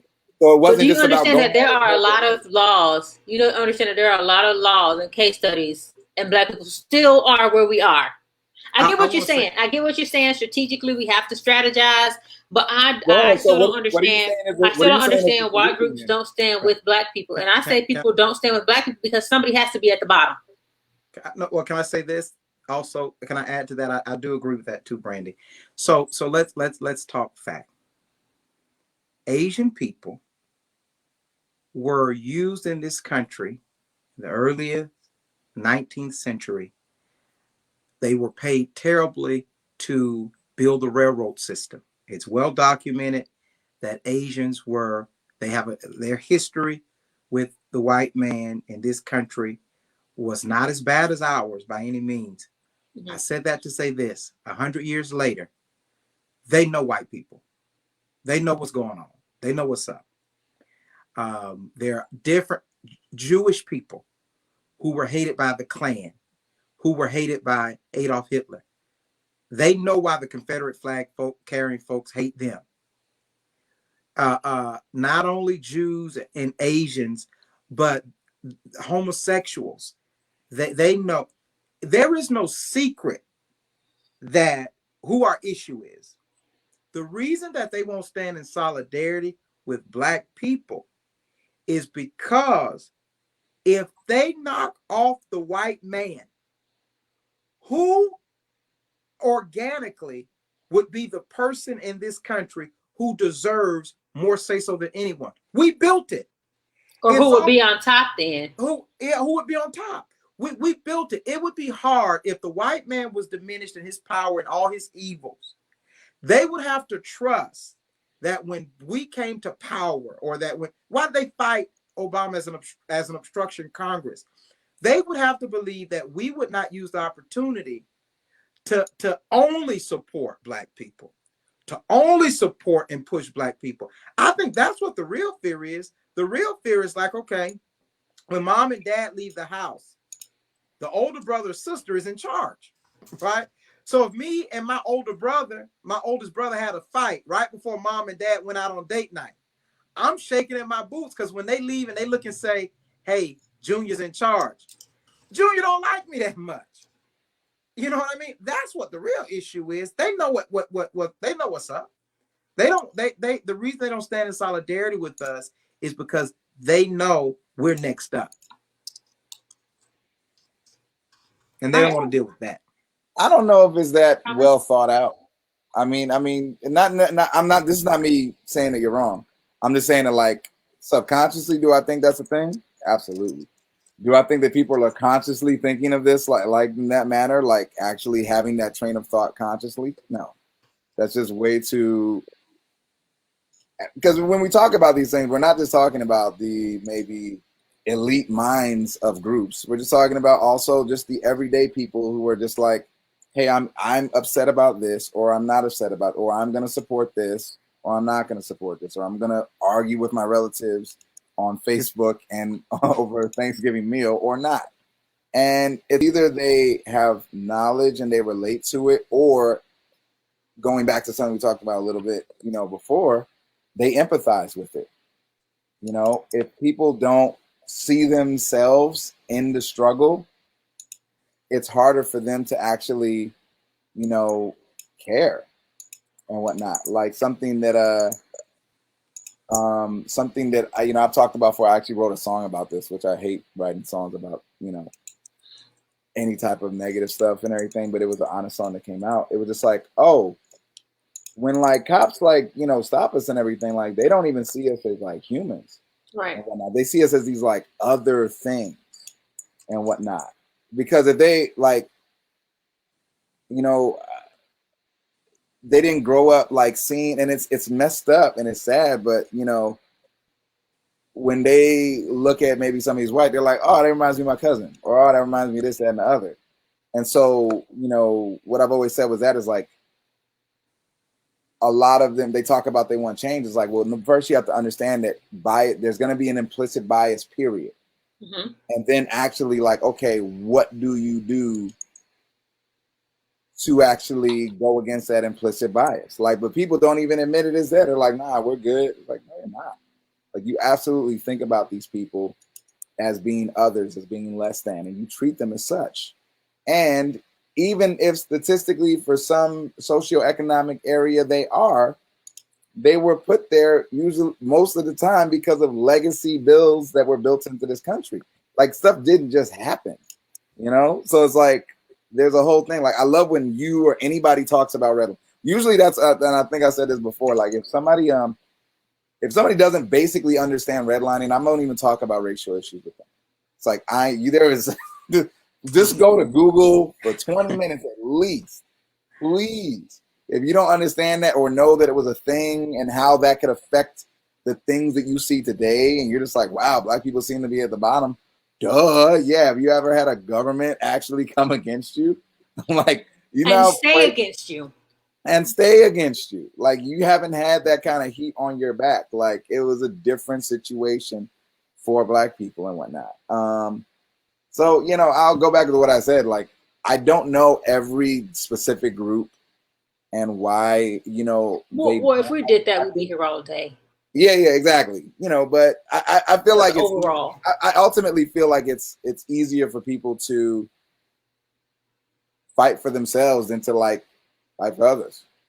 And so, if that were the case, black people wouldn't be fighting for everybody. We are just an empathetic people. So we're that's something that's a beautiful thing about us, but it's also a thing that doesn't always work to our advantage. We're extremely empathetic. And we see ourselves right in everybody. It's funny. We see ourselves in everybody because we are in everybody. We are the original people. Well, we are the original people. That's true. That's true. So, like, you know, I don't. I'm just saying it. Like, hold on. This is not an excuse or anything. I'm saying that I think subconsciously it would be easier for us to like be the most empathetic because we literally like, oh yeah, I can see that because everybody came out of us.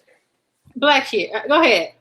Go. It's just a theory. No, you're good. Hey, Kyle. One day we're gonna hang out. But listen, please. So I think that you have a very positive self-image, and I think that the average black man, I don't think the average black man has empathy or sympathy on other races because we know that's our struggle. They came out of us. Those are our brothers and sisters that have lost it. I think we've been fighting for so long. I was thinking that I think that it's a thing, but I wasn't saying that that's like, again, there's a difference between the conscious thought and the subconscious. Right. I'm not saying that people consciously have that thought at all. Right. So I your subconscious manifests into your conscious. Go ahead. Right. So that's true. 2 snaps in a circle. Well, look, we actually do empathize with others, though. So it's like, well, why? That's true, but I don't think we join people because we're empathetic. I think we join people because we are trying to be seen and get some junk done. Like work with us, so like we're working with you. So we've seen that doesn't work. So then black people have seen a lot of stuff don't work. And going back, I'm sorry, Jay. One thing, real quick, and going back to what you said before, strategy wise. When we see what you watch and see what the Asian people do so that we can implement those same things, the gay people have gotten so much more done than we have.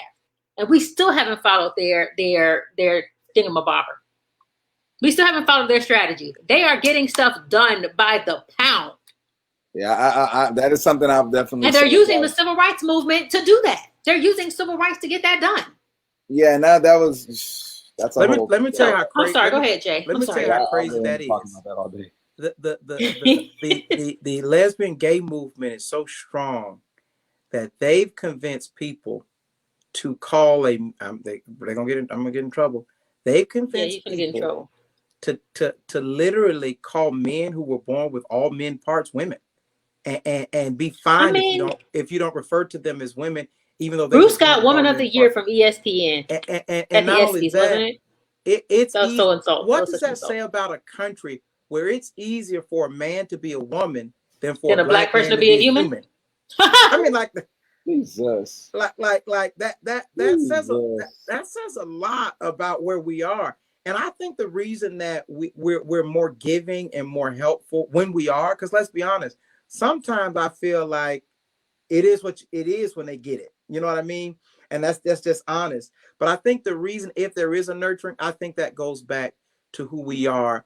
We've been the forced nurturers before. We've breastfed children that belong to Massa.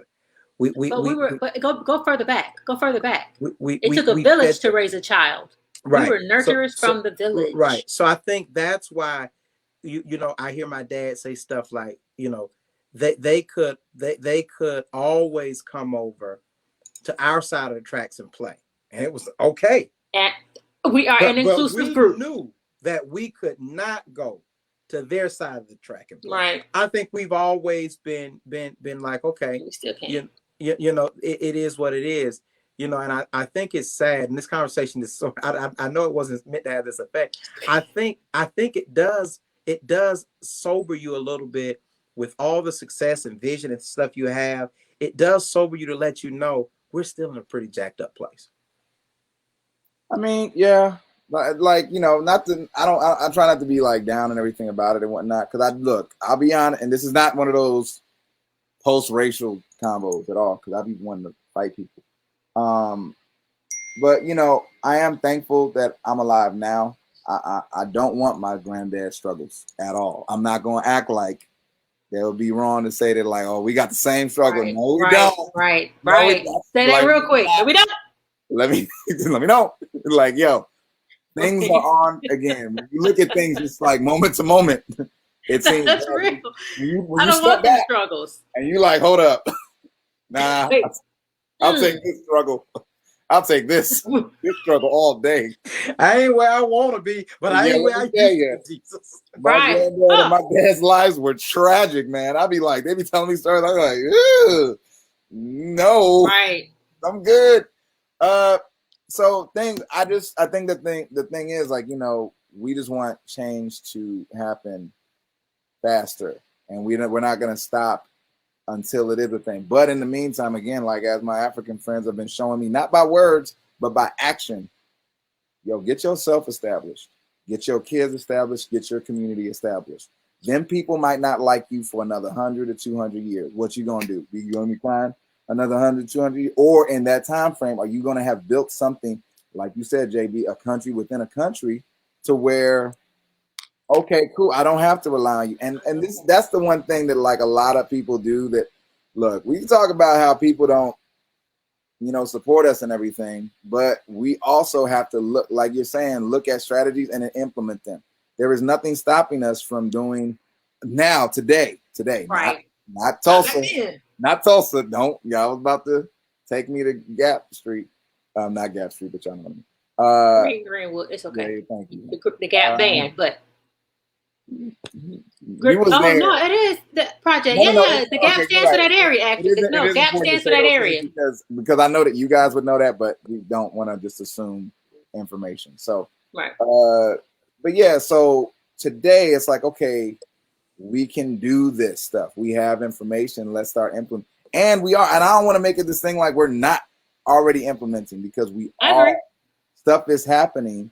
And so I definitely want us to be more, you know, positive about it. Like, hey, change is happening. Change has been happening, and we are on an upward trajectory, but we can't let up off the gas. Right. And pushing people. And, you know, again, I learned a lot of, one of the things that helps me, I'm okay with not being 100% right. Y'all said things in here, I was like, oh, whoa, that's dope. It expands the way that I think. And even if I disagree with you, I now know that, like, well, there's a lot of people that don't agree with me on that. And their opinion is still, they're not disappearing. I told people that when Trump got elected, like, if that didn't teach you nothing, it's definitely teach you that just because you don't agree with somebody doesn't mean that they magically disappear. You can block them, you can unfollow them all you want. They still here and they have a voice that counts and stuff. So it's like, you know, all of these voices and all of this information is very important and very vital. And it ultimately does help to push things forward, you know? But yeah, I don't think we should get satisfied, but I also don't think we should sit around and just be like waiting for people to like this. Well, no, I think as a people, we're still fighting. We're just hoping and still praying and still wishing and still fingers crossed and still crossing our eyes and whatever, that someone will join us Like, I don't think we're waiting anymore. I think we're moving. We're just waiting for people to join us. And I'm going to say this too, because we tiptoe around this in the Black community. I don't believe that it's as bad of an issue as the media tells us. And then I'll come back to the media. But Black on Black crime as a thing, we have to get that under control as well. And I'm not just talking about the violent crimes. I'm talking about the stealing, the selling drugs to one another, things of that nature. Because what everything that we gained in the civil rights movement, we sort of kind of lost twofold during the war on drugs in the late 80s and 90s. The twofold was we lost a great amount of people to incarceration and drug addiction. And the ones we didn't lose to incarceration and drug addiction and street violence, we lost them to imprisonment. You know what I mean? And so it's something that we have to correct immediately. Another thing, we need to vote on judges. Then we need to vote for judges. And another thing, and trust me, I went on that tangent earlier. I won't go back. But another thing is, I learned from I think she's still watching, Ashley, talking about photography and imagery, and how the American media and how media, period, how it literally sets the pace for what people believe. And let me tell you how powerful media is. We're going to talk about that, but go ahead. But when you talk about unity, the reason that a lot of dictatorships can thrive even in 2021 is because they control the media. They can control social media, and they control what the people consume, and that's why Vladimir Putin is able to rule Russia. That's why Kim Jong-un is able to rule in North Korea. It's literally, they don't know he's crazy because they don't have any media reports saying how crazy the president is. What they said when I was watching that story on North Korea, and they showed how the capital in North Korea is nothing more than a huge set. The flowers and everything they show to the other 90% of the country, they think this is what's going on in North Korea. And it's really just a huge set because it's propaganda. He runs his country on propaganda. Media is powerful. Every time there's a black, media mogul, he is, whether it's Bill Cosby, whether it's the Johnson guy who once owned BET, they control the media. When they control the media, they control the narrative. And as long as they control the narrative, they control the society. Well, advertisement also affects. I wasn't going to go that deep, but since you brought it up, advertisement. You know, when television started as a thing, they had 4 stations, and it was news and soap operas. And literally, the purpose of television was not so you could be entertained. It was to keep you entertained long enough to watch the commercial. That was it. It was the sponsors. So they came up with soap operas and stories so you could watch the commercial. It's the same thing now. The reason we watch television is because of the social media. Why do you think content creators get paid for advertisement? What can keep your attention long enough until I can give you the advertisement or give you so those things are real. You know, our whole society has been shaped by the media and also, okay, we're gonna talk. You're gonna get me started on the media. Let's not go there. Okay. All right. Can I say one thing about the media? Go ahead. You can say 2 things because Jay said 7. No, no, but this will be quick though. So I was I'm an actor as well, and I was presented this role from my agent. It was a new agent and everything, and the role was just like everything you don't want to see about Black people and everything. It was just like literally, without giving everything away, it was just he was a drug informant who was like basically I was allowed to do illegal activities because I was letting the police know stuff and everything. But man, from the beginning scene to like the 3rd scene, it was just wait, it was what now? It was like from the beginning scene that was in the audition to the end scene, the guy was just getting disrespected on every level and whatnot. And I actually had to call one of my actor friends and everything, like, okay, hold up. How do I have this conversation with my agent? Because I'm not doing this and everything, but I just don't want it to come out the wrong way. He was like, oh, you let me know, like, you're overthinking it. They don't care as much as that. Like, just let them know, like, hey, you didn't connect with it and whatnot. And as I was talking to him, it was like, it's an interesting thing because, like, I don't mind playing like characters who I don't agree with and everything, but it was just, you do think about your image and what that image is doing in the outside world. Because I pose it to him like this: if you think about it, we believed a lot of lies about Africa because of the media that was portrayed to us. So That's if I know that I created a lie that's not true about black life, so that people will believe that and everything, then I would then to create something that maybe perpetuates something that's already there. Like, and this will be this is the second one to match his 7. Like, I'm some people know this, some don't. I'm actually the actor that's at the top of that This Is America music video who gets shot by Donald Glover and everything. Was this whole thing. Oh God, here we go. No, family member. You shut up. Anyway, you okay? Yeah, no, it was a skin wound. I'm at the end of the music video. Nobody notices that, but I'm actually at the end of the music video as well. But that was such a good video, though. So everybody just thought that, like, they hit me up and I just said, yeah. My agent called me up and she was nervous. She was like, all right, Cal, there's a different agent, by the way. She was like, Calvin, she's an older white lady.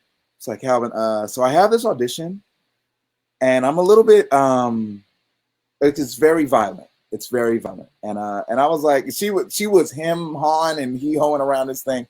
And I was like, Jennifer, like, you didn't write it. Like, let me know, what is it? And she was like, okay. So they want to put a bag around your head and a noose on your neck and shoot you. And I was like, well, damn, I see your hesitation. Right. That is like, because, like, what is it? Your older white agent calling her younger black talent and being like, hey, yeah, so they just want to kill you like another black guy. And these are the quality roles that your agent, is bringing to your door. So, yeah, it could have been that could have gone left real quick. But so I was like, but she did, she came in correct. She was like, hey, this is low key kind of violent. So my first question was like, well, who's shooting me? Yeah, exactly. You're a smart person, because that's exactly what I said. Because if what's it's not going to happen I ain't in it. Lil Uzi Vert right. nobody Vizio and then step on my head and nah, buddy, you And then she was like, this is like really what you said. She was like, some guy, Childish Gambino, and I was like, what?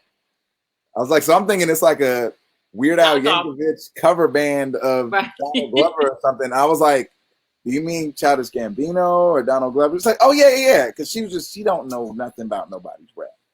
And I was like, oh, well, I'm aware of Donald Glover. He can shoot me. Yeah, he ain't gonna just shoot me because it's Tuesday. It's gonna be a message, right? And I still, I got on the phone with the producers of the project, and they even kind of broke it down more and everything about what was going. I was like, oh, okay, because I'm not cool with just having negative images out there. Me just, just all willy nilly. Maybe if I was a younger actor and just like no, but I understand that these images have power and whatnot, and I'm gonna look like a young black child, and they're gonna be like, oh, that's me, and whatnot. So it's like, not to say again, every character I do have to just be a preacher and holier than thou. Right. But if the whole message of the project in totality isn't something that I agree with, then it's like, well, I'd rather not, because I am contributing to putting that out there in some way. I mean, it's some things that I won't do because my nieces watch. As a woman, there are certain things that I will not do because I don't want that to influence my nieces. I don't know if any agents are watching, but I'm pretty open. There's a lot of no. Okay. Any last minute comments you guys want to say about the black community and standing in solidarity? We have about 4 minutes for. So you get like a minute and a half. I'm timing you. Oh, okay. Well, you go first, Jay. You go first. I just want to say that you change your life, you change the life of those around you. And if you do that enough, the world will change. I think that that's where accountability starts, changing yourself, being impeccable with your word.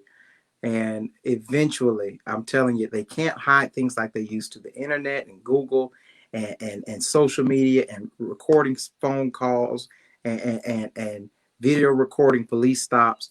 The truth is coming to the top every single day. And if we take this moment where all brown people are being marginalized and we actually come together, we're no longer a minority. We're a super minority. They can outvote and outweigh. And if it comes down to fighting, if it comes down to a real civil war, we'll outnumber them. And we got these hands over here. Yeah, we'll outnumber them. I'm about to get these guns. See, I got hands. I'm gonna shoot through y'all knuckles. Oh nah, straight up. No, but just in summation, everything.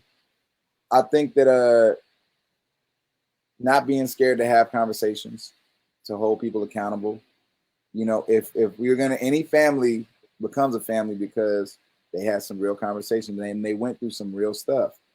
And so, I feel like anytime, whether it's inside, Black people talking to Black people or outside Black people talking to others, like really, not shying away from difficult things. There's a lot of things between Black men and Black women that, need to be addressed that are real things. And I've seen so much actually occur.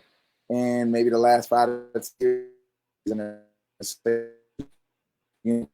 I really love that post that you put up. I'm a fan of it because I believe that even if somebody disagrees, they're gonna walk away. Like there was that one girl I was going back and forth with. She might have disagreed with me, but like she's gonna leave that conversation more informed, or at least know that like, oh, okay, well, hold up, maybe I'm wrong, or maybe there's another way to do this thing. Yeah, exactly, because she was super wrong. But I mean, even me talking to her, it strengthened my argument because I had to really dissect why she was wrong. So it made my argument even better. Wrong how badly wrong she was. She made me really reach for how many levels of wrong she went. I was like, oh, right. Okay. So I appreciated it. Like hopefully, I also was down to listen too. Right, and that's important. You have to be able to listen. Yeah. I feel that in the world of solidarity, we need to stop standing with people that aren't standing with us. We need to stop supporting people that aren't supporting us. And in turn, people are going to be like, well, if you're not supporting anyone, why would anybody support you? We've supported people for 400 years. We've supported every group. There's not a moment you can say that Black people did not support us. So now when you can start supporting us, then we can start supporting you again. We need to stop giving people support. We're giving people money that aren't bringing us food back. Like that's insanity. And yes, indeed, we definitely need to focus, and we need to start. Like, for example, I haven't heard anything about the people that killed George Floyd. I haven't heard anything about the cops that killed Breonna Taylor. I haven't heard anything about. It's like once we get one thing, we move on instead of seeing it to the freaking end. We need to see things to the end, and if we have to see it to the end by ourselves without a vision, of people will perish. So let's have a vision and let's walk in it. So. And yes, let's be specific with a laser focus. I do want to say real quick. Oh, now he's back. Last week, that the city of Minneapolis did rule that they were going to pay the family of George Floyd $27 million. Yeah. But that's cool. That's great. But are these cops going away for murder? Yeah, I need some. You know what I'm saying? Great. Give them money. They should have that. They should have it for pain and suffering. But if the people who did the crime aren't being punished for it, then they're going to do it again. Yeah, and it's not the police union that's paying this $27 million. It's the citizens that's paying this $27 million. If the money started coming from the police union and from the funds that we give the police, if that's where the money started coming from, for the budget that they have, it would be less because it's like, dang, all our money going to paying all these people off. Y'all need to do better. They would have the sergeant and the sheriff with me on their neck in the back office, like, boy, yeah. They would actually beat them. I can't breathe. They would legitimately beat them in the back office. Right. And like, if y'all cost us this money, we fighting. So you might want to just imagine Or you dying next because we can't afford you. We can't afford you. Your patience better be infinite with some black people you talking to. Because we're not bailing you out no more. You are gonna be on your own. Because it's our money now and not everybody else's. My pension. Right. So you can't if you think that you're gonna just be off the cuff, you got scared and you just pull a trigger. There's rules now. There's laws that you must follow now. There's actual laws. We're gonna have to follow them, guys. I know it sucks, but let's follow them. Sucks. So we may have a conversation on that too, but I feel like everybody's staying in the same spot on that. You want to mute yourself, Jay? Did you have something to say real quick? I just want to say thanks for the opportunity. I love I love the platform, and I love these opportunities to discuss with brilliant minds. Every time I meet one of your followers, fans, friends, I say to myself, how lucky I am to know you personally. Aww. You don't know me. Anywho. Hold up. Let me say the same thing. Yo, seriously, just like I said earlier, conversations are necessary and they help grow. And even if it just seems like people are talking, no, that's how you change minds. If you change your mind, you can change a life. So imagine how it would be if we didn't have these conversations and people didn't listen and people's minds didn't change and people's lives didn't change. This is important. This platform is important. I appreciate it. And I'm very thankful. Indeed. And that's what I'm trying to get question time to, where we're having conversations. That's what the questions are for questions, for people to comment, for people to interact mentally, verbally, emotionally, just to express so you can understand other people's points of view. Because if you're living in one light, if you're always seeing blue, you're missing out on so many beautiful things. So thank you, JB, whatever other things people are calling you. And Calvin, thank you for joining in. I appreciate everyone who commented. I'm not going to go through who all commented, but everyone that commented. Make sure you share this post, fellas. Make sure you share this live to your page. And if you are not on Question Time or Question Time Live, make sure you join it. Thank you, fellas. All right. I'm about to go condition my beard, y'all. Have a good night. Really? What? It don't get like this. It's a little rough. I just got off a plane. Right. Come on, man. Tell the Brandy, I still got to talk with you about the last time I was on here, your little friend. Woo, I've been meaning to have a convo with you so bad about that. Oh, my God. Ooh, okay. We'll talk.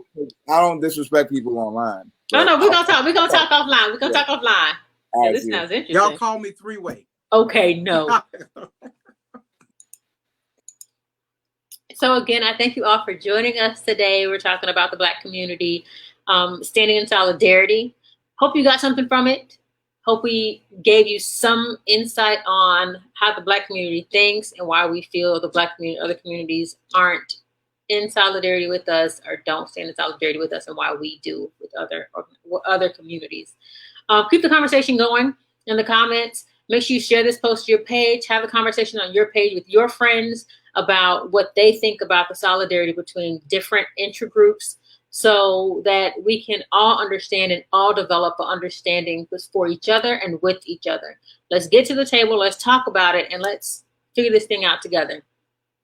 Two minds are better than one. So let's link up and get things done. Thank you for joining us today on Question Time Live. I appreciate my host. I appreciate you. Hopefully you all can join in on the next one. Be there. Or if not, just comment, but I prefer to see your face. So we'll talk later.